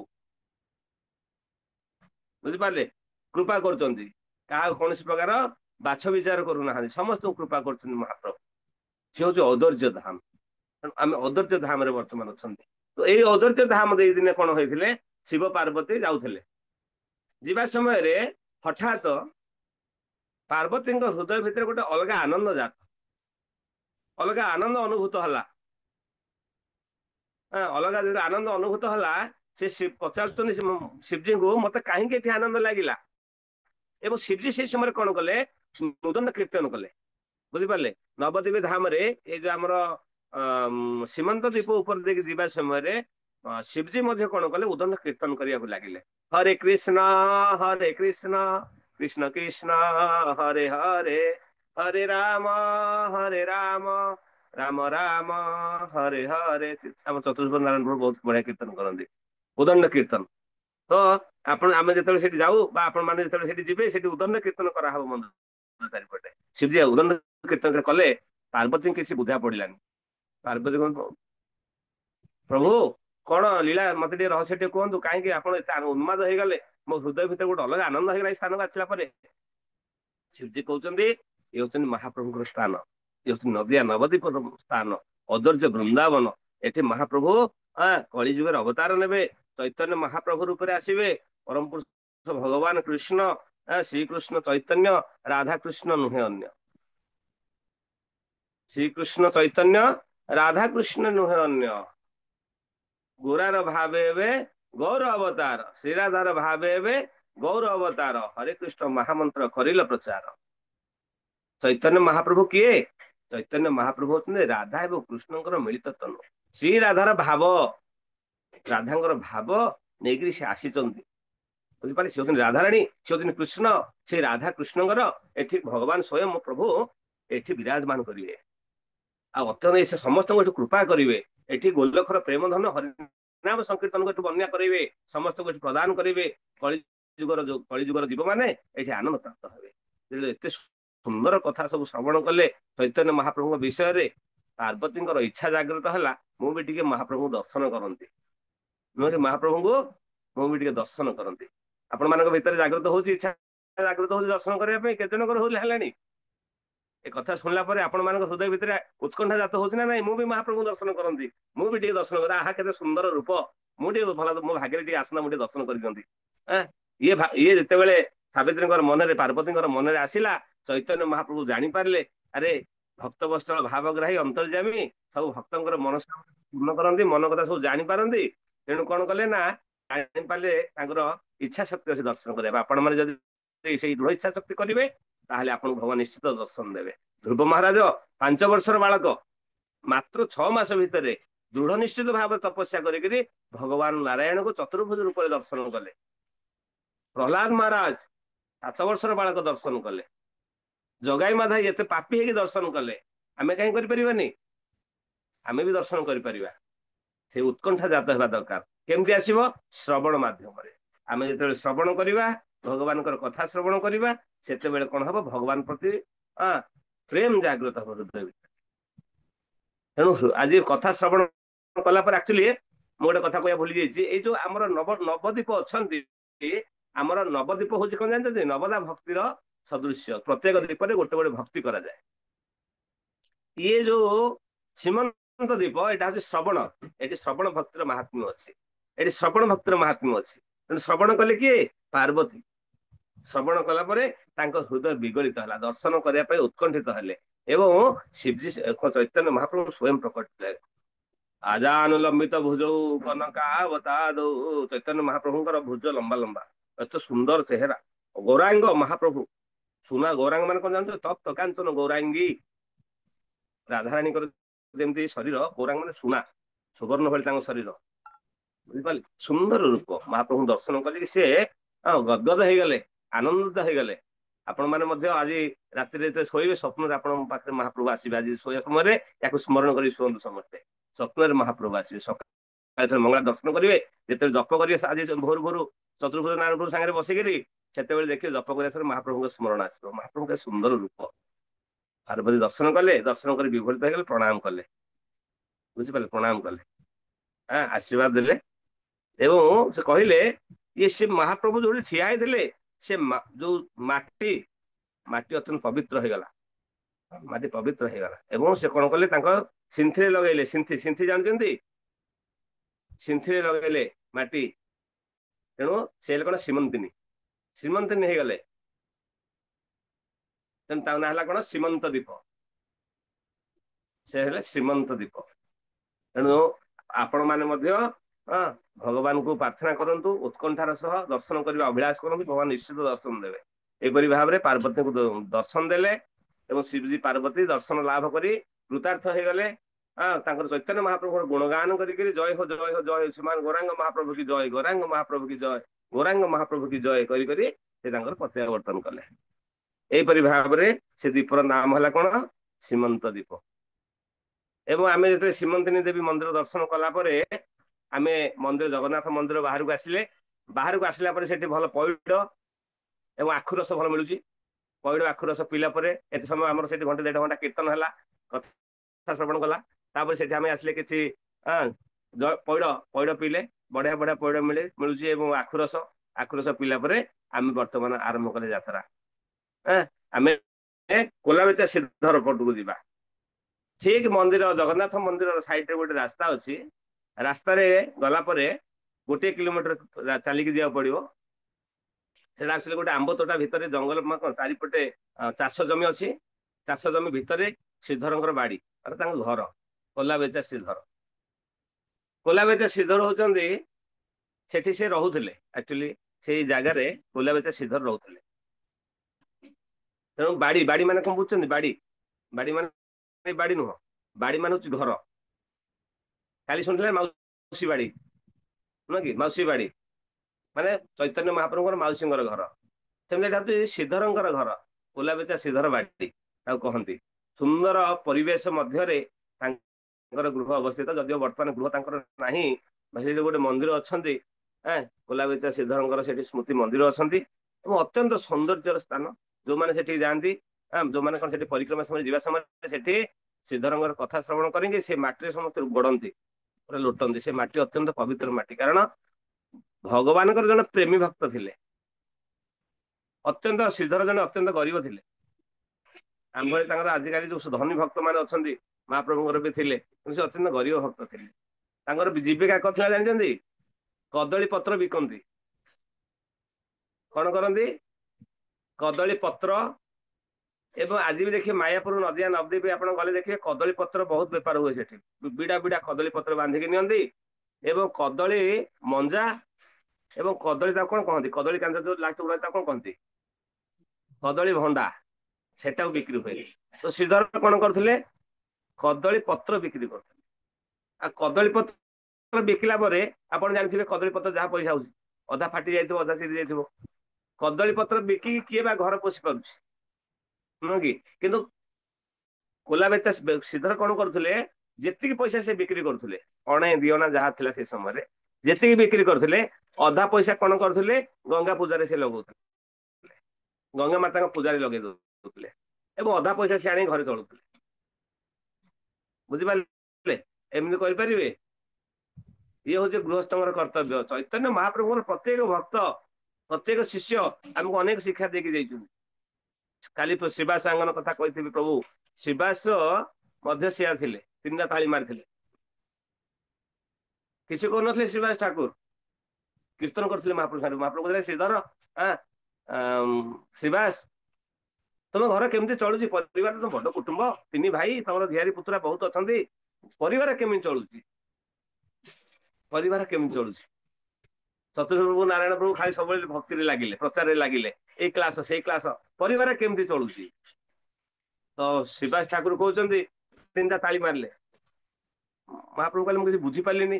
ନା, ଗୋଟେ ତାଳିର ଅର୍ଥ ହଉଛି, ପ୍ରଥମ ଦିନ ଯଦି କିଛି ନ ମିଳିଲା ଗଙ୍ଗା ଜଳ ପାନ କରିକି ଆମେ ରହିଯିବୁ ସମସ୍ତେ, ଆଉ ସେକେଣ୍ଡ ଦିନ ଯଦି କିଛି ନ ମିଳିଲା ଗଙ୍ଗା ପାନ କରିକି ରହିବୁ, ତୃତୀୟ ଦିନ ଯଦି କିଛି ନ ମିଳିଲା ଗଙ୍ଗା ଚାଷ ଦେଇଛୁ। ତେଣୁ ଆପଣ କୀର୍ତ୍ତନ ଛାଡି ପାରିବୁନି। କାର୍ଯ୍ୟ ଆମେ କାହିଁ କରୁ, ଆପଣ ମୋ ସାଙ୍ଗରେ ଅଛନ୍ତି। ଆପଣ ବା ଗୀତାରେ କହିଛନ୍ତି, ମୋ ଭକ୍ତର ସୁରକ୍ଷା ମୁଁ କରିବି। ତେଣୁ ମହାପ୍ରଭୁ ଖୁସି ହେଇଗଲେ, ଆଶୀର୍ବାଦ କଲେ, ତୋର କିଛି ଅଭାବ ହବନି। ସେ ଚତୁର୍ଥ ପ୍ରଭୁ ମହାପ୍ରଭୁ ଆଶୀର୍ବାଦ କରିଥିଲେ କିଛି ଅଭାବ ହବନି। ଯୋଉମାନେ ଭକ୍ତ, ଯୋଉମାନେ ଭଗବାନ ଭକ୍ତି କରୁଛନ୍ତି, ତାଙ୍କ ପ୍ରଚାର କରୁଛନ୍ତି, ତାଙ୍କ ସେବାରେ ନିୟୋଜିତ ଅଛନ୍ତି, ତାଙ୍କର କେବେ ଅଭାବ ହୁଏନି। ସିଦ୍ଧଙ୍କର କେବେ ଅଭାବ ନଥିଲା। ଯଦିଓ ଦାରିଦ୍ରତା ଦେଖିବାକୁ ଦରିଦ୍ର ଲାଗୁଥିଲା, ଦେଖିବାକୁ ଦରିଦ୍ର ଭଳିଆ ଦେଖା ଯାଉଥିଲେ, ଯେତେବେଳେ ସେ ଘରେ ରହୁଥିଲେ ତାଙ୍କ ଘର କଣ ଜାଣିଛନ୍ତି? ତରା ସବୁ ଘରକୁ ଦିଶେ। ସାରା ସବୁ ତାଙ୍କ ଘର ଅର୍ଥ କଣ? ଚାଳ ଛପର କରିବା ତାଙ୍କ ଘରେ ପଇସା ନଥିଲା। ବର୍ଷା ହେଲେ ସିଧା ଘରେ ପାଣି ପଡେ, କିନ୍ତୁ ସେ ଆନନ୍ଦରେ ରହୁଥିଲେ, ବହୁତ ଆନନ୍ଦରେ ଥିଲେ। ଏବଂ ଚୈତନ୍ୟ ମହାପ୍ରଭୁ କଣ କରନ୍ତି? ଯାହା ତ ସେ କଦଳୀ ପତ୍ର ବିକିକି ଯାହା ପଇସା ପାଆନ୍ତି, ସେତେ ଚୈତନ୍ୟ ମହାପ୍ରଭୁ କଣ କରନ୍ତି? ଯାଇକି ତାଙ୍କ ସାଙ୍ଗରେ ଖେଳନ୍ତି। କିଛି କଦଳୀ ପତ୍ର ନେଇ ଆସିବେ, ତାଙ୍କୁ ପଇସା ଦିଅନ୍ତିନି। ବୁଝିପାରିଲେ? ପଇସା ଦିଅନ୍ତିନି ତାଙ୍କୁ କିଛି। ତାଙ୍କୁ ବହୁତ ତାଙ୍କ ସାଙ୍ଗରେ ଲୀଳା କରନ୍ତି, ବହୁତ ହଇରାଣ କରନ୍ତି। ହଁ, କିନ୍ତୁ ସେଇ ଲୀଳା ଭିତରେ ଶ୍ରୀଧର ବହୁତ ଆନନ୍ଦ ପାଏ। ଜାଣନ୍ତୁ, ଭକ୍ତ ଯେତେବେଳେ ଭଗବାନଙ୍କ ସହ ଲୀଳା କରନ୍ତି ବହୁତ ଆନନ୍ଦିତ ହୁଅନ୍ତି। ଯଦିଓ ତାଙ୍କ ପାଖରେ ଧନ ନଥାଏ, ସୁଦାମ ପାଖରେ ଧନ ନଥିଲା, କିନ୍ତୁ ସିଏ ବହୁତ ଆନନ୍ଦରେ ଥିଲେ, ଯାହାକି ଦାରିଦ୍ର୍ୟତାର କଷ୍ଟରେ ତାଙ୍କୁ ଆଉ ଜଣା ପଡୁନଥିଲା। ଇଏ ହଉଛି ଭକ୍ତଙ୍କର ଲକ୍ଷଣ। ଭଗବାନଙ୍କର ଅଶେଷ କୃପା ହେଲେ ଭଗବାନ କଣ କରନ୍ତି? ତାଙ୍କ ଦ୍ୱାରା ସବୁ ହରଣ କରି ନେଇଯାଆନ୍ତି। ଭଗବାନ ହରଣ କରି ନେଇଯାଆନ୍ତି ଭକ୍ତଙ୍କ ଠାରୁ। କୃଷ୍ଣ ଭକ୍ତ ଯେତେ, କଣ ପ୍ରଭୁ? ରଞ୍ଜିତ ପ୍ରଭୁ, ଭଙ୍ଗା କୁଡିଆ ସେତେ, ନୁହେଁ କି? ଭଗବାନ କଣ କରନ୍ତି? ଜାଣିକି ନେଇଯାଆନ୍ତି, ହରଣ କରିକି ନେଇଯାଆନ୍ତି, ଲୀଳା ଆନନ୍ଦ ଦେବା ପାଇଁ। କିନ୍ତୁ ସେଥିରେ ଦାରିଦ୍ର୍ୟତାରେ ମଧ୍ୟ ସେମାନେ ଆନନ୍ଦ ପ୍ରାପ୍ତ ହଉଥିଲେ। ମୁଁ ତ ଭାବୁଛି ନବଦ୍ୱୀପ ମଣ୍ଡଳରେ କେହି ଏତିକି ଆନନ୍ଦ ପାଉନଥିଲେ ଯେତିକି ଆନନ୍ଦ ଶ୍ରୀଧର ପାଉଥିଲେ। ବହୁତ ଆନନ୍ଦରେ ସେ ରହୁଥିଲେ, ତାଙ୍କର କିଛି ଚିନ୍ତା ନଥିଲା। ସବୁବେଳେ ଖାଲି ମହାପ୍ରଭୁଙ୍କ ଲୀଳାରେ ସେ ବ୍ୟସ୍ତ ରହୁଥିଲେ। ଏବଂ ମହାପ୍ରଭୁଙ୍କ ଘରକୁ ସେ ଯାଆନ୍ତି, କିଛି କିଛି କଦଳୀ ଭଣ୍ଡା ନେଇକି ଯାଆନ୍ତି, କିଛି ପ୍ରସାଦ ନେଇକି। ଥରେ କଣ ହେଇଛି ନା, ମହାପ୍ରଭୁଙ୍କର କିଛି ଗୋଟେ ପ୍ରୋଗ୍ରାମ ଥିଲା ସେଦିନ, ଏବଂ ସମସ୍ତେ ନବଦ୍ୱୀପର ସମସ୍ତେ ସୁସ୍ୱାଦୁ ବ୍ୟଞ୍ଜନ କରିକି ଆଣିଛନ୍ତି ମହାପ୍ରଭୁଙ୍କ ପାଇଁ। ଚୈତନ୍ୟ ମହାପ୍ରଭୁଙ୍କ ପାଇଁ ସମସ୍ତେ ସୁସ୍ୱାଦୁ ସୁସ୍ୱାଦୁ ବ୍ୟଞ୍ଜନ। ଜାଣିଥିବେ, ବଙ୍ଗାଳୀ ଲୋକ ବହୁତ ସୁନ୍ଦର ରୋଷେଇ କରନ୍ତି। ବଙ୍ଗାଳୀ ଲୋକମାନେ ବହୁତ ସୁନ୍ଦର ପିଠା, ମିଠା, ଖଜା, ମିଷ୍ଟି, ମିଷ୍ଟି ଦହି, ବିଭିନ୍ନ ପ୍ରକାର ସବୁ ସୁପ୍ତ, ବହୁତ ସୁନ୍ଦର ସୁନ୍ଦର ଆଇଟମ ସବୁ କରନ୍ତି। ଆମର ସବୁ ମାତାଜୀ ମାନେ ଶିକ୍ଷା ଦରକାର ଏଇ ସବୁ। ତ କହିବାର କଥା ହଉଛି, ସୁନ୍ଦର ସୁନ୍ଦର ବ୍ୟଞ୍ଜନ ସବୁ ନେଇକି ଆସିଲେ। ବ୍ୟଞ୍ଜନ ନେଇ ଯେତେବେଳେ ଆସିଲେ, ଶ୍ରୀଧର କଣ କରିଛି? ଶ୍ରୀଧର ତ କିଛି ନାହିଁ, ସେ ତ କଦଳୀ ପତ୍ର ଯାହା ଗୋଟେ ସୁଗା ବିକିଲେ ଅଧା ଦେଇ ଦଉଛି ଗଙ୍ଗା ଆରତିରେ, ଗଙ୍ଗା ପୂଜାରେ ଛାଡି ଦଉଛନ୍ତି। ଆଉ ଅଧା କଣ ଚୈତନ୍ୟ ମହାପ୍ରଭୁ ବାକିରେ ନେଇକି ଠକି ଦଉଛନ୍ତି। ସିଏ ତାଙ୍କର ହଇରାଣ କରୁଛନ୍ତି, ପଇସା ନେଇକି ଛଡେଇକି ପଳଉଛନ୍ତି। କେତେବେଳେ କଦଳୀ ପତ୍ର ଟାଣିକି ନେଇ ପଳଉଛନ୍ତି, କେତେବେଳେ କଦଳୀ ପତ୍ର ଚିରି ଦଉଛନ୍ତି। ତୁମେ କାଇଁ ବେପାର କରିବାକୁ ଆସ? ତମର କଣ ଭାବ ଅଛି? ଚୈତନ୍ୟ ମହାପ୍ରଭୁ ଶ୍ରୀଧରକୁ କହନ୍ତି, ଏ ଶ୍ରୀଧର ସବୁଠୁ ବଡ ଧନୀ ଲୋକ, ମାର୍କେଟ ଲାଗିଥିବ, ମାର୍କେଟ ତାକୁ କହିବେ, ଏ ଯେତେ ଠକ ସବୁ ଶ୍ରୀଧର ହଉଛି ଏ ବଡ ଠକ, କଦଳୀ ପତ୍ର ଗୋଟା ଟଙ୍କା ଲେଖା ବିକ୍ରି କରୁଛି। ଏମିତି ବହୁତ ଥଟ୍ଟା ମଜା ସେ ସବୁ କରନ୍ତି। ତ ଶ୍ରୀଧର କଣ କରିଥିଲେ? ଅତି ନିକୃଷ୍ଟ ଖାଦ୍ୟ କଦଳୀ ଚୋପାରେ କଣ ଗୋଟେ ଆଇଟମ କରିଥିଲେ, ସେଇଟା ବଙ୍ଗାଳୀରେ କଣ ଗୋଟେ ନା କହନ୍ତି, ତାକୁ ନେଇକି ଆସିଥିଲେ। ତ ତାକୁ ଟିକେ ଲାଜ ବି ଲାଗେ। ଯେମିତି ଖୁଦ ଭଜା ନେଇକି ଯାଇଥିଲେ ସୁଦାମ, ଗଲେ ଖୁଦ ଭଜା ନେଇ, ତାକୁ ଖରାପ ଲାଗୁଥିଲା, ଲୁଚେଇକି ରଖିଥିଲେ, କେମିତି ଦେବି ଚିନ୍ତା କରିପାରୁନଥିଲେ। କିନ୍ତୁ ଭଗବାନ ଜାଣିଥିଲେ ଯେ ସେ ନେଇକି ଆସିଛନ୍ତି ମୋ ପାଇଁ ଶ୍ରଦ୍ଧାରେ, ନୁହଁ କି? ଶ୍ରଦ୍ଧାରେ କଣ କହୁଛି? ପତ୍ରମ ଫଳମ ପୁଷ୍ପମ ଯୋମ ଭକ୍ତା ପ୍ରଦର୍ଶ୍ୟତେ, ଯିଏ ମତେ ଭକ୍ତି ସହକାରେ ପ୍ରଦାନ କରେ, ମୁଁ ତାକୁ ଗ୍ରହଣ କରେ। ବୋଲା ବେଚା କଣ ଶ୍ରୀଧର କଣ କରିଛନ୍ତି? ଏଇ ଯୋଉ କଦଳୀ ପତ୍ର ତରକାରୀ ଗୋଟେ କରିକି ନେଇକି ଯାଇଛନ୍ତି, ଏବଂ ସେ ତାକୁ ସାଇଡରେ ରଖିଛନ୍ତି। ସେ ଚିନ୍ତା, ସେ ଭାବୁଛନ୍ତି କଣ, ମୁଁ ତ ଗରିବଟା, କଣ ଛିଣ୍ଡା ଲୁଗା ପିନ୍ଧିକି ଯାଇଛି, ମତେ କିଏ କାହିଁ ସେ ସଭାରେ ବସେଇବେ? କିନ୍ତୁ ମହାପ୍ରଭୁ ଏତେ କୃପାଳୁ, ଯେତେବେଳେ ଶ୍ରୀଧର ଯାଇ ସେଠି ପହଞ୍ଚନ୍ତି, ପ୍ରଥମେ ତାଙ୍କୁ ଆଲିଙ୍ଗନ କଲେ। ଓ ମୋ ଶ୍ରୀଧର ଆସିଲା, ଶ୍ରୀଧର ଆସିଲା। କେତେ ମୋ ପ୍ରିୟ ଭକ୍ତ ମୋର ଶ୍ରୀଧର। ଦେଖୁଛନ୍ତି, ଅତି ଦରିଦ୍ର ହେଲେ ମଧ୍ୟ ଭଗବାନଙ୍କର ସେ ଅତି ପ୍ରିୟ। ଶ୍ରୀଧର ଯାଇ ପହଞ୍ଚିଲେ, ତାଙ୍କୁ କୁଳାଗ୍ରତ କଲେ, ଏବଂ ତାଙ୍କ ପ୍ରସାଦ ସେ ଆନନ୍ଦରେ ପାଇଲେ ଏବଂ ସମସ୍ତଙ୍କୁ ବାଣ୍ଟିଲେ। ପାଇଲା ପରେ ମହାପ୍ରଭୁ ଉଦଣ୍ଡ କୀର୍ତ୍ତନ କଲେ। କେତେ ସୁନ୍ଦର ପ୍ରସାଦ ଭକ୍ତଙ୍କ ହାତରୁ ଆଜି ଖାଉଛନ୍ତି ମହାପ୍ରଭୁ। ତେଣୁ ଆପଣ ମାନେ ଯଦି ସେମିତି ଭକ୍ତି ସହକାରେ ଭଗବାନଙ୍କୁ ଭୋଗ ଅର୍ପଣ କରିବେ, ଭଗବାନ ନିଶ୍ଚିତ ଭାବରେ ଗ୍ରହଣ କରିବେ। ଇଏ ହଉଛି ଭକ୍ତ ବତ୍ସଳ ଶ୍ରୀହରି। ବୁଝିପାରିଲେ? ଆଉ ଚୈତନ୍ୟ ମହାପ୍ରଭୁ କଣ? ସମସ୍ତଙ୍କ ହାତରୁ ପ୍ରସାଦ ପାଆନ୍ତି। ଚୈତନ୍ୟ ମହାପ୍ରଭୁ ହଉଛନ୍ତି ସନ୍ନ୍ୟାସୀ, ସେ ସନ୍ନ୍ୟାସୀ ବ୍ରତ ଧାରଣ କରିଛନ୍ତି। ସନ୍ନ୍ୟାସୀ ସମସ୍ତଙ୍କ ହାତରୁ ପ୍ରସାଦ ପାଆନ୍ତିନି। ରାଜା ପ୍ରତାପ ରୁଦ୍ର ଦେବ ତାଙ୍କୁ ଦର୍ଶନ କରିବା ପାଇଁ ଇଚ୍ଛା ପ୍ରକାଶ କରିଥିଲେ, ତାଙ୍କୁ ଦର୍ଶନ ବି ଦେଲେନି। ଚୈତନ୍ୟ ମହାପ୍ରଭୁ କାହା ହାତରେ ପ୍ରସାଦ ପାଆନ୍ତି? ଯୋଉମାନେ ପ୍ରତ୍ୟେକ ଦିନ ଲକ୍ଷେ ନାମ ଜପ କରିବେ। ଲକ୍ଷେ ନାମ ଜପ କରିବାକୁ ପଡିବ, ବୁଝିପାରିଲେ? ଲକ୍ଷେ ନାମ ଜପ କଲେ ଭଗବାନ ଆପଣଙ୍କ ହାତରେ ପ୍ରତ୍ୟେକ ଦିନ 64 ମାଳ ଜପ କରିବାକୁ ପଡିବ। କୋଉ କୋଉ ମାନେ କରିବେ? ହରିବୋଲ। ବର୍ତ୍ତମାନ 64 ରାଉଣ୍ଡ ଜପ କରିବାକୁ ପଡିବ। ତାହେଲେ ଚୈତନ୍ୟ ମହାପ୍ରଭୁ ଆପଣଙ୍କ ହାତରୁ ଯଦି ଶ୍ରୀଧରଙ୍କ ହାତରୁ ଛଡେଇକି ଖାଇକି ତାଙ୍କୁ କୁଳାଗତ କରି ଆନନ୍ଦରେ ନାଚିଲେ, ମୋ ଭକ୍ତ ପ୍ରସାଦ ଆଣିଥିଲା, ବିଦୁରର ଶାଗ ଭଜା ଖାଇକି ଆନନ୍ଦରେ ନାଚିଲେ, ଆପଣଙ୍କ ପ୍ରସାଦ ଖାଇକି ଭଗବାନ ଆନନ୍ଦରେ ଆପଣଙ୍କ ଅଲ୍ଟର ଭିତରେ ନାଚିବେ। କେତେବେଳେ? ଆପଣ 64 ମାଳ ଜପ କଲେ, 4 ନିୟମ କଡାକଡି ପାଳନ କଲେ। ଏ ଥଟା ନୁହଁ, ଏଟା ପ୍ରକୃତ ସତ୍ୟ। ଯଦି ହୃଦୟ ଶୁଦ୍ଧ ହବ, ମନ ଶୁଦ୍ଧ ହବ, ତାହେଲେ ମହାପ୍ରଭୁ ସେଠି ପ୍ରସାଦ ପାଇବେ, ନହେଲେ ପାଆନ୍ତିନି। ମହାପ୍ରଭୁ କଣ କଲେ? ସେଇଦିନ ଠାରୁ ସମସ୍ତେ ଜାଣିଲେ ଯେ ନା ନା ଶ୍ରୀଧର ପ୍ରକୃତରେ ହଉଛି ଚୈତନ୍ୟ ମହାପ୍ରଭୁ ନିଜ ଲୋକ, ଜାଣିଦେଲେ। ସେ ପର୍ଯ୍ୟନ୍ତ ସମସ୍ତେ ଶ୍ରୀଧରକୁ ଭଲ ପାଉନଥିଲେ, କିନ୍ତୁ ସେଠୁ ତାଙ୍କୁ ଗୁରୁତ୍ୱ ଦେଲେ। ନା ନା ଏତେ ଲୋକ ଭିତରେ ଯଦି ଶ୍ରୀଧରକୁ ଭଗବାନ ଟେକିଦେଲେ, ଆଜି ଭଲ ପାଇଲେ, ତା ପ୍ରସାଦ ପାଇଲେ, ବାଣ୍ଟିଲେ, ଶ୍ରୀଧର ହଉଛନ୍ତି ଶୁଦ୍ଧ ଭକ୍ତ। ଏଇପରି ଭାବରେ ଅନେକ ଲୀଳା ଅଛନ୍ତି, ଶ୍ରୀଧରଙ୍କର କଥା ଅଛନ୍ତି। ତ ଏଇଭଳି ଶ୍ରୀଧର କୋଲାବେଚା ଶ୍ରୀଧର ସେଠି ରହୁଥିଲେ। ଅନେକ ଲୀଳା ଅଛନ୍ତି, ଆମେ ସବୁ ଅଳ୍ପ ଅଳ୍ପ ଲୀଳା ବର୍ଣ୍ଣନା କରି ଆଗକୁ ଯିବା। ତ କୋଲାବେଚା ଶ୍ରୀଧରଙ୍କର କହିବାର ଉଦ୍ଦେଶ୍ୟ ହଉଛି ଯେ ଭକ୍ତ ଏବଂ ଭଗବାନଙ୍କ ଭିତରେ ଯୋଉ ସମ୍ବନ୍ଧଟା ଅତ୍ୟନ୍ତ କଣ ପ୍ରେମ ସମ୍ବନ୍ଧ। ପ୍ରକୃତରେ ଭଗବାନ କହୁଛନ୍ତି ନା, ମଦ ଭକ୍ତ ମଦ ପ୍ରାଣମ, ମଦ ଭକ୍ତ ମଦ ପ୍ରାଣମ, ମୋ ଭକ୍ତ ମାନେ ହଉଛନ୍ତି ମୋର ପ୍ରାଣ।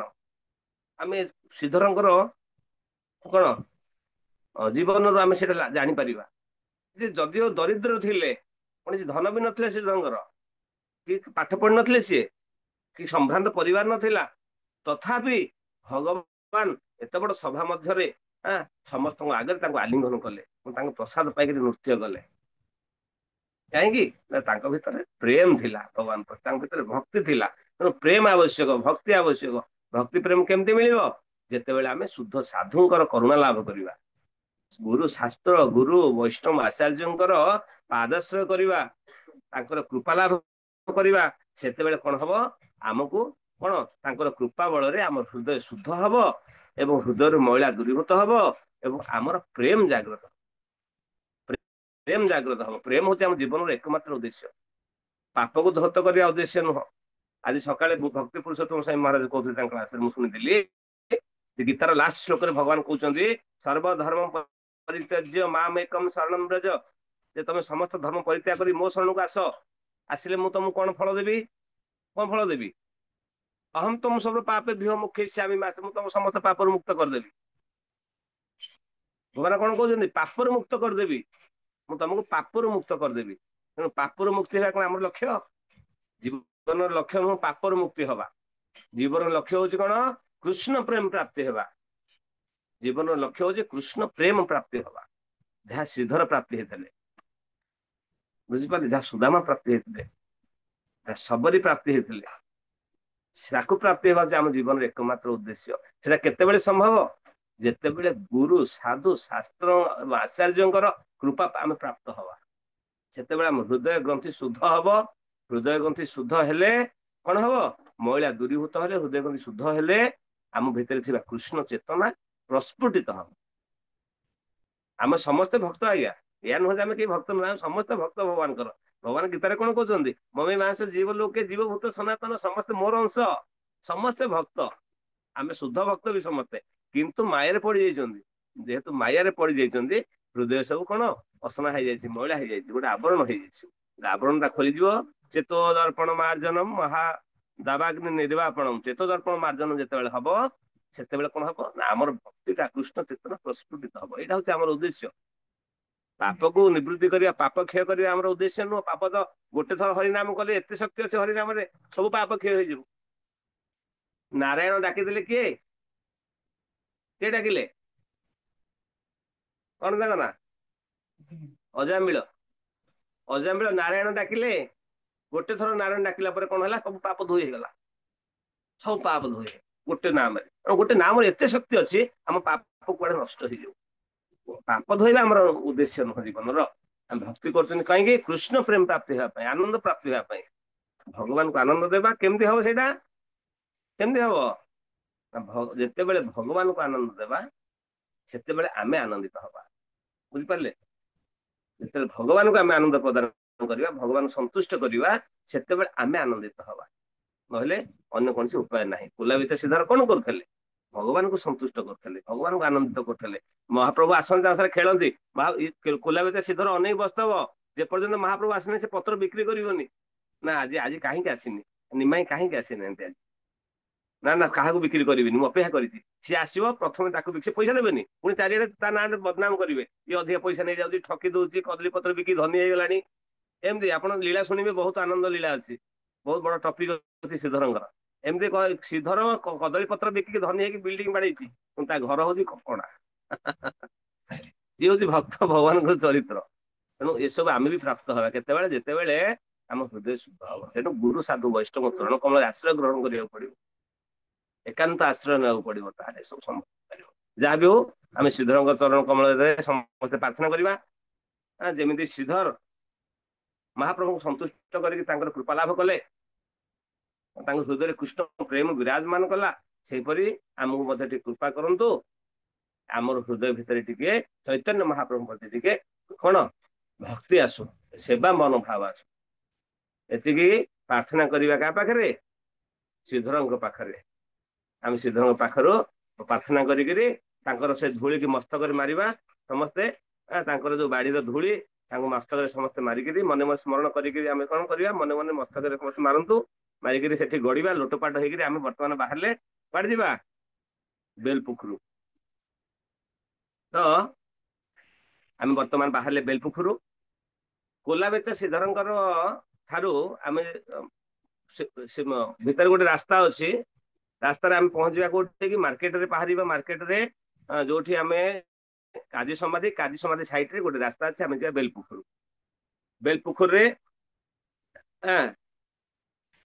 ବେଲପୁଖୁରରେ ଆମେ ଦେଖିବା ପଞ୍ଚମୁଖୀ ମହାଦେବ ମନ୍ଦିର ଦର୍ଶନ କରିବା, ଯୋଉଠି ଭଗବାନ ଶିବ ପାଞ୍ଚ ମୁଖ, ପାଞ୍ଚଟା ମୁଖ ନେଇକିରି, ବ୍ରହ୍ମାଙ୍କର ଯେମିତି ଚତୁର୍ମୁଖ ବ୍ରହ୍ମା, ପଞ୍ଚମୁଖୀ ଶିବଜୀ ସେଠି ଆମେ ଦର୍ଶନ କରିବା।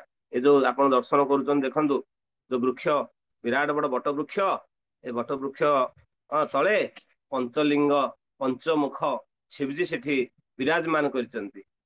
ଶିବଲିଙ୍ଗ ଦର୍ଶନ କରୁଛନ୍ତି, ବହୁ ପୁରାତନ ବିଗ୍ରହ, ବହୁ ପୁରାତନ ବିଗ୍ରହ। ତ ଶିବଜୀ କଣ କଲେ ନା, ଯେତେବେଳେ ଶିବଜୀ ଦେଖନ୍ତୁ ଯୋଉଠି ଯୋଉଠି ମହାପ୍ରଭୁଙ୍କର ଲୀଳା, ଆପଣ ବୃନ୍ଦାବନ ଯାଆନ୍ତୁ, ପ୍ରତ୍ୟେକ ଜାଗାରେ ଶିବଜୀଙ୍କର ଲୀଳା ଅଛି। ଆପଣ ପୁରୀ ଯାଆନ୍ତୁ, ସବୁ ଜାଗାର ଧାମ, ପ୍ରତ୍ୟେକ ଧାମୀର ଜଣେ ଜଣେ କଣ ଅଛନ୍ତି, ଯେମିତି ଆମର ଏଇ ଅଧିଷ୍ଠାତ୍ରୀ ଦେବୀ ହଉଛନ୍ତି କିଏ, ଦୁର୍ଗା ଦେବୀ, ବୁଝିପାରୁଛନ୍ତି, ଧାମକୁ ରକ୍ଷା କରୁଛନ୍ତି, ଧାମର ରକ୍ଷକ ସେ ହଉଛନ୍ତି ଶିବଜୀ, ପ୍ରତ୍ୟେକ ଧାମରେ ଅଛନ୍ତି, ବୁଝିପାରିଲେ, ପ୍ରତ୍ୟେକ ଧାମରେ ଶିବଜୀ ଅଛନ୍ତି। ତେଣୁ ନବେଦ ଧାମରେ ମଧ୍ୟ ଶିବଜୀଙ୍କର ମହିମା ବହୁତ ଅଛନ୍ତି। ପ୍ରତ୍ୟେକ ଦୀପରେ ଶିବଜୀଙ୍କର ମହିମା, ପ୍ରତ୍ୟେକ ଦୀପରେ ଶିବଜୀଙ୍କର ମହିମା ଅଛନ୍ତି। ଆପଣ ବୃନ୍ଦାବନ ଗଲେ ଦେଖିବେ ଭୂତେଶ୍ଵର ମହାଦେବ ଅଛନ୍ତି। ବୃନ୍ଦାବନରେ ଭକ୍ତମାନେ କିଛି ଅପରାଧ କରନ୍ତି, ସେ ଅପରାଧ କଲେ, କିଛି ମୃତ୍ୟୁବରଣ କରିଦିଅନ୍ତି, ଅପରାଧ କରନ୍ତି, ସେମାନଙ୍କୁ ଦଣ୍ଡ କିଏ ଦିଏ, ଧରି ନିଅନ୍ତୁ ବୃନ୍ଦାବନ ଧାମରେ ଜଣେ ସାଧୁ କିମ୍ବା ସାଧାରଣ ଲୋକ ହଉ, ଆପଣ ମାନେ ବୃନ୍ଦାବନ ଯାଇଛନ୍ତି, ସାଧୁ ବୈଷ୍ଣବଙ୍କର ଅପରାଧ କଲେ, ଧାମ ଅପରାଧ କରିକି ସେଠି ମୃତ୍ୟୁବରଣ କଲେ, ତାହେଲେ ବୃନ୍ଦାବନ କୌଣସି ପ୍ରକାର ଧାମକୁ ଯମରାଜାଙ୍କର ପ୍ରବେଶ ନିଷେଧ କରାଯାଇଛି, ମନେ ରଖନ୍ତୁ। ନା ପୁରୀ ଧାମ ହଉ, ମାୟାପୁର ନଦିଆ ଧାମ, ଯେକୌଣସି ଧାମରେ ଯମରାଜାଙ୍କର ପ୍ରବେଶ ନିଷେଧ, ସେଠି ଯମରାଜା ଯାଇପାରିବେନି। ଏଇଟା ଗୋଟେ ପ୍ଲସ ପଏଣ୍ଟ, ମନେ ରଖନ୍ତୁ। ସେଥିପାଇଁ ସମସ୍ତେ ଧାମରେ ମୃତ୍ୟୁବରଣ କରିବା ପାଇଁ ଚେଷ୍ଟା କରନ୍ତି, ମୋର ଜୀବନଟା ଯାଉ ଧାମରେ ଯାଉ, ବୃନ୍ଦାବନରେ ମୁଁ ଟିକେ ଜୀବନ ହାରିବି, ମାୟାପୁରରେ ଟିକେ ଜୀବନ ହାରିବି। ଯୋଉମାନେ ଚାହୁଁଛନ୍ତି ମାୟାପୁରରେ ଶ୍ୱାସ ଛାଡିବା ପାଇଁ, ସବୁ ଆଜି ଚତୁର୍ଭୁଜ ପଇସା ଦେଲେ, ସେ ତାଙ୍କର ନବଦ୍ୱୀପ ମାୟାପୁର ଧାମରେ ଗୋଟେ ଗୋଟେ ପ୍ଲଟ ସବୁ କିଣିଦେବେ, ସେଠି ସବୁ ଘର କରିଦେବେ, ସେଠି ଯାଇକି ରହିବେ, ନିତ୍ୟ ନୀଳା ସେଠି ଆପଣ କଣ କରିବେ, ନିତ୍ୟ ଲୀଳାରେ ପ୍ରବେଶ କରିବେ ମୃତ୍ୟୁ ପରେ। ତେଣୁ କହିବାର ତାତ୍ପର୍ଯ୍ୟ ହଉଛି କଣ, ବୃନ୍ଦାବନରେ ଯୋଉମାନେ ମୃତ୍ୟୁବରଣ କରନ୍ତି, ସେମାନଙ୍କୁ ଭୂତେଶ୍ଵର ମହାଦେବ ଅଛନ୍ତି ମଥୁରାରେ, ସେ ଭୂତେଶ୍ଵର ମହାଦେବ ଦଣ୍ଡିତ କରାନ୍ତି, ସେ ତାକୁ ଦଣ୍ଡ ଦିଅନ୍ତି, ଯମ ଆସନ୍ତିନି। ନଦିଆ ନବଦ୍ୱୀପ ଧାମକୁ ମଧ୍ୟ ଯମରାଜା ଆସିପାରନ୍ତିନି, ଶିବଜୀ ସେଠି ସେମାନଙ୍କୁ ଦଣ୍ଡିତ କରାନ୍ତି। ତେଣୁ ଶିବଜୀ ସେଠି ପ୍ରତ୍ୟେକ ଜାଗାରେ ଅଛନ୍ତି, ଏବଂ ଶିବଜୀ କଣ କରେ, ଯେତେବେଳେ ଆସିକରି ସେଠି ପହଞ୍ଚିଲେ କୋଉଠି ନା ଆମର ବେଲପୋଖରୀରେ, ବେଲପୋଖରୀ ଯାଉ କହୁଛନ୍ତି, ବେଲପୁଖରୁ ଶିବଜୀ ଆସୁଛନ୍ତି, ବହୁତ ଉଦଣ୍ଡ କୀର୍ତ୍ତନ କଲେ, ସେଠି ଉଦଣ୍ଡ କୀର୍ତ୍ତନ କଲେ। ଉଦଣ୍ଡ କୀର୍ତ୍ତନ ପରେ ଚୈତନ୍ୟ ମହାପ୍ରଭୁ ଆସିଲେ, ତାଙ୍କୁ ଦର୍ଶନ ଦେଲେ, କହୁଥିଲେ ମହାପ୍ରଭୁ ମୋର ଗୋଟିଏ ମୁଖରେ ମୁଁ ଆପଣଙ୍କର ଗୁଣଗାନ କରିବାକୁ ମୁଁ ସନ୍ତୁଷ୍ଟ ହେଇପାରୁନି, ମତେ 5ଟା ମୁଖ ପ୍ରଦାନ କରନ୍ତୁ। ଯେମିତି ଗୋପୀମାନେ ଯେତେବେଳେ ଭଗବାନଙ୍କର ଲୀଳା କରନ୍ତି, ସେତେବେଳେ ଭଗବାନ ଦର୍ଶନ କରନ୍ତି, ଅପଲକ ନୟନରେ ଦର୍ଶନ କରନ୍ତି, ମନେ ରଖିଥାନ୍ତୁ, ଅପଲକ ନୟନରେ ଦର୍ଶନ କରନ୍ତି, ପଲକ ପଡେନି, ମାନେ ପଲକ ପଡିଲେ କଷ୍ଟ ଲାଗେ, ଯେତେବେଳେ ପଲକ ପଡିଯାଏ ବହୁତ କଷ୍ଟ ଲାଗେ, ବୁଝିପାରିଲେ, ସେତେବେଳେ ବହୁତ କଷ୍ଟ ଲାଗେ। ତାକୁ ବ୍ରହ୍ମାଙ୍କୁ ସେମାନେ ଗାଳି ଦିଅନ୍ତି, ମତେ କାହିଁକି ପଲକ ଦେଲ। ଏମିତି ସନ୍ତୁଷ୍ଟ ହୁଅନ୍ତିନି, ଭଗବାନଙ୍କ ସେବାରେ କେବେ ସନ୍ତୁଷ୍ଟ ହେବା ଉଚିତ ନୁହଁ। ନାମ କଲେ ସନ୍ତୁଷ୍ଟ, ସବୁବେଳେ ଅସନ୍ତୁଷ୍ଟ ରହିବେ, ଭକ୍ତିରେ ସନ୍ତୁଷ୍ଟ ହେବା ଉଚିତ ନୁହଁ। ଆଉ ସବୁଥିରେ ସନ୍ତୁଷ୍ଟି ହେଇଯିବେ, ସବୁଥିରେ ସନ୍ତୁଷ୍ଟି ହେବେ, କିନ୍ତୁ ଭକ୍ତିରେ ନୁହଁ, ଭକ୍ତିରେ ଅସନ୍ତୁଷ୍ଟ ହେବେ। ଯେତେ ଭକ୍ତି କଲେ ଯେତେ ଭକ୍ତି କଲେ ହଉନି। ଶୁଦ୍ଧ ଭକ୍ତ ମାନଙ୍କୁ ଆପଣ ଦେଖିବେ, ସିନିୟର ଡିଭୋଟି ଅଛନ୍ତି, ପ୍ରଭୁ ଆପଣ ତ ଶୁଦ୍ଧ ଭକ୍ତ, ଆପଣ ଭଲ ଭଜନ କର, ନାଇଁ ବାବା ମୋର ଭଜନ ଫଜନ କିଛି ହଉନି, କିନ୍ତୁ ସେ ଭଲ ଭଜନ କରୁଥିବେ, ଅସନ୍ତୁଷ୍ଟ। ଶତ୍ରୁଘ୍ନ ପ୍ରଭୁ କହିବେ ଭଲ ପ୍ରଚାର କରୁଛ, ନା କାହିଁ ପ୍ରଚାର ଫଚାର କିଛି ହଉନି, ଅସନ୍ତୁଷ୍ଟ ରହୁଛନ୍ତି। ଇଏ ହଉଛି ଭକ୍ତିର ଲକ୍ଷଣ। ଶିବଜୀ ଅସନ୍ତୁଷ୍ଟ ଥିଲେ। ଯେମିତି ଆଉ ଗୋଟେ ଉଦାହରଣ ଆମେ ନେଲେ ବୁଝିବା, ଅନନ୍ତ ଶେଷ, ଜାଣିଥିବେ ଅନନ୍ତ ଶେଷ ଯିଏ, ଅନନ୍ତ ଶେଷ କଣ କରୁଛନ୍ତି, ବ୍ରହ୍ମାଣ୍ଡକୁ ଧାରଣ କରୁଛନ୍ତି ଅନନ୍ତ ଫଣାରେ। ଅନନ୍ତ ଫଣାରେ ଧାରଣ, ଅନନ୍ତ ଫଣାରେ କଣ କରୁଛନ୍ତି, ଭଗବାନଙ୍କର ଗୁଣଗାନ କରୁଛନ୍ତି, ଭାଗବତ କଥା କହୁଛନ୍ତି, କିନ୍ତୁ ସରୁନି। ସେ ଚାହୁଁଛନ୍ତି ଆହୁରି କିଛି ଫଣା ହୁଅନ୍ତା। ମୋର ଗୋଟେ ଥର ହଠାତ୍ ସ୍ମରଣ ଆସିଲା, ଚତୁର୍ଭୁଜ ନାରାୟଣ ପ୍ରଭୁ, ପ୍ରଭୁ ଆପଣ ଭଲ ସେବା କରୁଛନ୍ତି, ଚତୁର୍ଭୁଜ ନାରାୟଣ 4ଟା ହାତ ଆପଣ ଗୁରୁଦେବ ଦେଇଛନ୍ତି, ପୁରା ସେବା କରୁଛନ୍ତି। ଇଏ କହିଲେ ନା ନାଇଁ 4ଟା ହଉନି, ଆଉ 4ଟା ଖଣ୍ଡେ ହାତ ହେଲେ ଭଲ ହୁଅନ୍ତା ଟିକେ। ମନେ ପଡୁଥିବ ତାଙ୍କର ଚତୁର୍ଭୁଜ ନାରାୟଣ ପ୍ରଭୁର, କହିଲେ 4ଟା ହାତରେ ହଉନି, ଆଉ 4ଟା ହାତ ହେଲେ ଗୋଟାକରେ ମୃଦଙ୍ଗ, ଗୋଟାକରେ କରତାଳ, ଗୋଟାକରେ ଗୀତା ପୁରା ଧରିକି ପୁରା କୀର୍ତ୍ତନ ହବ, ଆଉ କାହାକୁ ନ ଆସିଲେ ବି ଚଳିବ।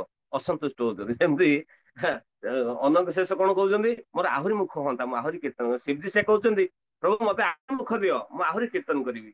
ତେଣୁ ତା ପଞ୍ଚମୁଖୀ ହେଲେ ସେଠି ଶିବଜୀ, ପଞ୍ଚମୁଖୀ ହେଇକିରି ସେଠି କଲେ, ଏବଂ ସମସ୍ତ ନଦିଆ ନବଦ୍ୱୀପ ବାସୀ ମାନଙ୍କୁ, ଭକ୍ତ ମାନଙ୍କୁ ଆଶୀର୍ବାଦ ଦେଲେ। ସେ ଗ୍ରାମର କିଛି ଭକ୍ତ ବ୍ରାହ୍ମଣ ମାନେ ତାଙ୍କୁ ଆସିକି ପୂଜା ଅର୍ଚ୍ଚନା କଲେ। ପୂଜା ଅର୍ଚ୍ଚନା କଣ କଲେ ନା, କାହିଁକି ବେଲପୁଖୁରୁ ନା ହେଲା ନା, ସେମାନେ ବେଲ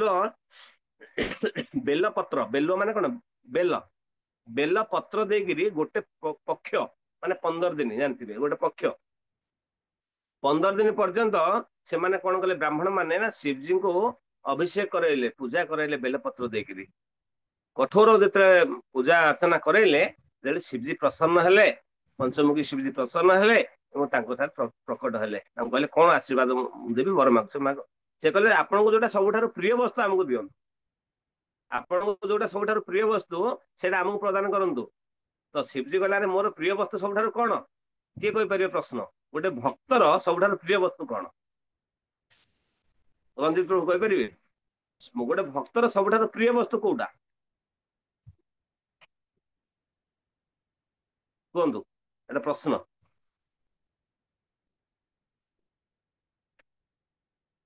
ଅନମ୍ୟୁଟ କରିପାରୁନାହାନ୍ତି, ଠିକ ଅଛି। ବର୍ତ୍ତମାନ ଗୋଟେ ହେଇପାରିବ। ହଁ, ଯଦି କହିପାରିବେ କୁହନ୍ତୁ, ଗୋଟେ ଆନ୍ସର ଗୋଟେ ଦିଅନ୍ତୁ। ଭଗବାନଙ୍କ ନାମ, ଭଗବାନଙ୍କର ସବୁବେଳେ ନାମ ସ୍ମରଣ କର। ଭଗବାନଙ୍କ ନାମ ନାମ, ସ୍ମରଣ। ନାମ ଜପ। ପ୍ରିୟ ବସ୍ତୁ ଏଟା ଭକ୍ତଙ୍କର, ନୁହଁ କି? ଧନ୍ୟବାଦ। ଭକ୍ତଙ୍କର ସବୁଠାରୁ ପ୍ରିୟ ବସ୍ତୁ, ମୂଲ୍ୟବାନ ବସ୍ତୁ ହଉଛି ଭକ୍ତି। ଭଗବାନଙ୍କୁ ପ୍ରେମ କରିବା, ଭଗବାନ ଭକ୍ତି କରିବା, ତାଠୁ ବଢି ଆଉ କିଛି ନାହିଁ। ଆଉ କେମିତି ଭଗବାନ ସନ୍ତୁଷ୍ଟ କରିବି, ଏଇଟା ତା ପାଇଁ ସବୁଠାରୁ ବଡ। ତେଣୁ ଶିବଜୀ କହିଲେ ୟାଠୁ ବଡ ମୂଲ୍ୟବାନ ମୋର ପାଇଁ କିଛି ନାହିଁ, ତେଣୁ ତୁମେ ଗୋଟେ କାମ କର, ଏଇଟା କର। ତ କେମିତି କରିବା, ଆମେ କେମିତି କରିବୁ, ଭଗବାନ କେମିତି ସନ୍ତୁଷ୍ଟ କରିବୁ, କେମିତି ପୂଜା ଅର୍ଚ୍ଚନା କରିବୁ, ଭଗବାନ ଆମକୁ କେମିତି କେମିତି ଗ୍ରହଣ କରିବେ। ଶିବଜୀ କହିଲେ ଯେ ପରବର୍ତ୍ତୀ ସମୟରେ କଳିଯୁଗ ଆସିବ, କଳିଯୁଗରେ ଶ୍ରୀମାନ ଚୈତନ୍ୟ ମହାପ୍ରଭୁ ରୂପରେ ଆମର ଭଗବାନ କୃଷ୍ଣ, ରାଧା କୃଷ୍ଣ ଶ୍ରୀମାନ ଚୈତନ୍ୟ ମହାପ୍ରଭୁ ରୂପରେ ଏଠି ପ୍ରକଟ ହେବେ,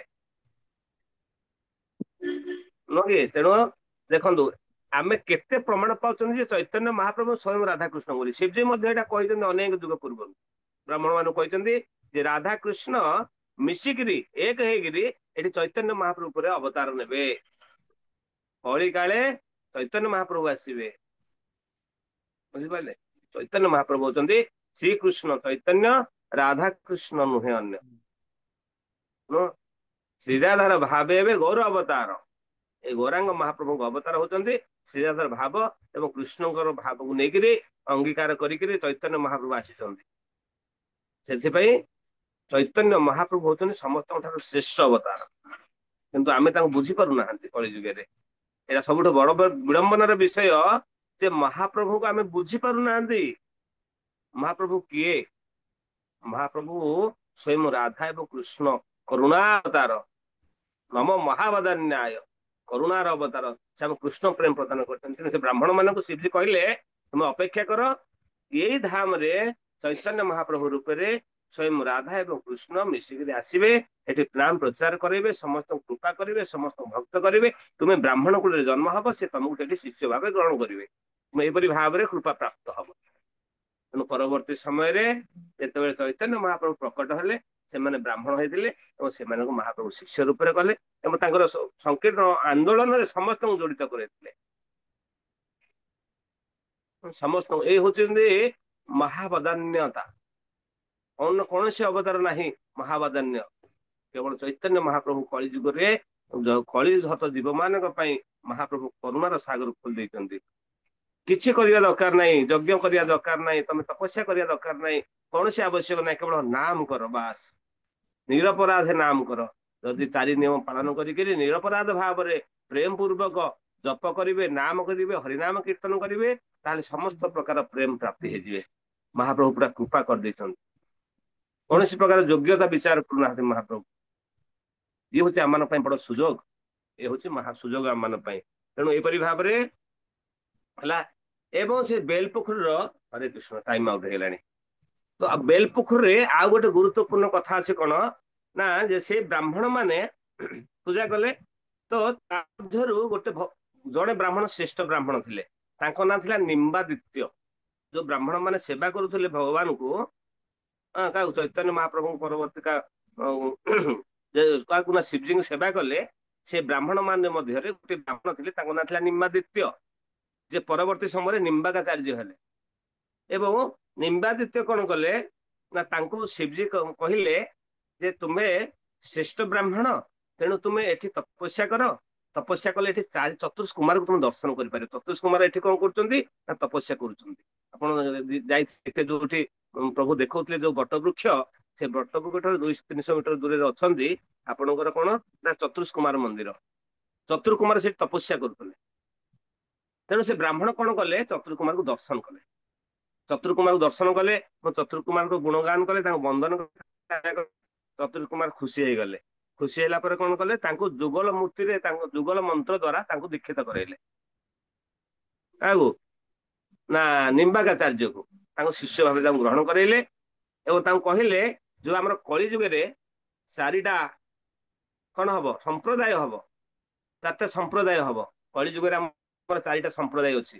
ଆମେ ଯୋଉ ଆଜି ଶିଷ୍ୟ ଗୁରୁ ଶିଷ୍ୟ ପରମ୍ପରା ଅଛି, ଆମେ ଯୋଉ ଜ୍ଞାନ ପ୍ରାପ୍ତ ହଉଛନ୍ତି, ଇଏ ପରମ୍ପରା ମାଧ୍ୟମରେ ଆସିଛି, ଏମିତି ସେମିତି ବି ଆସିନି।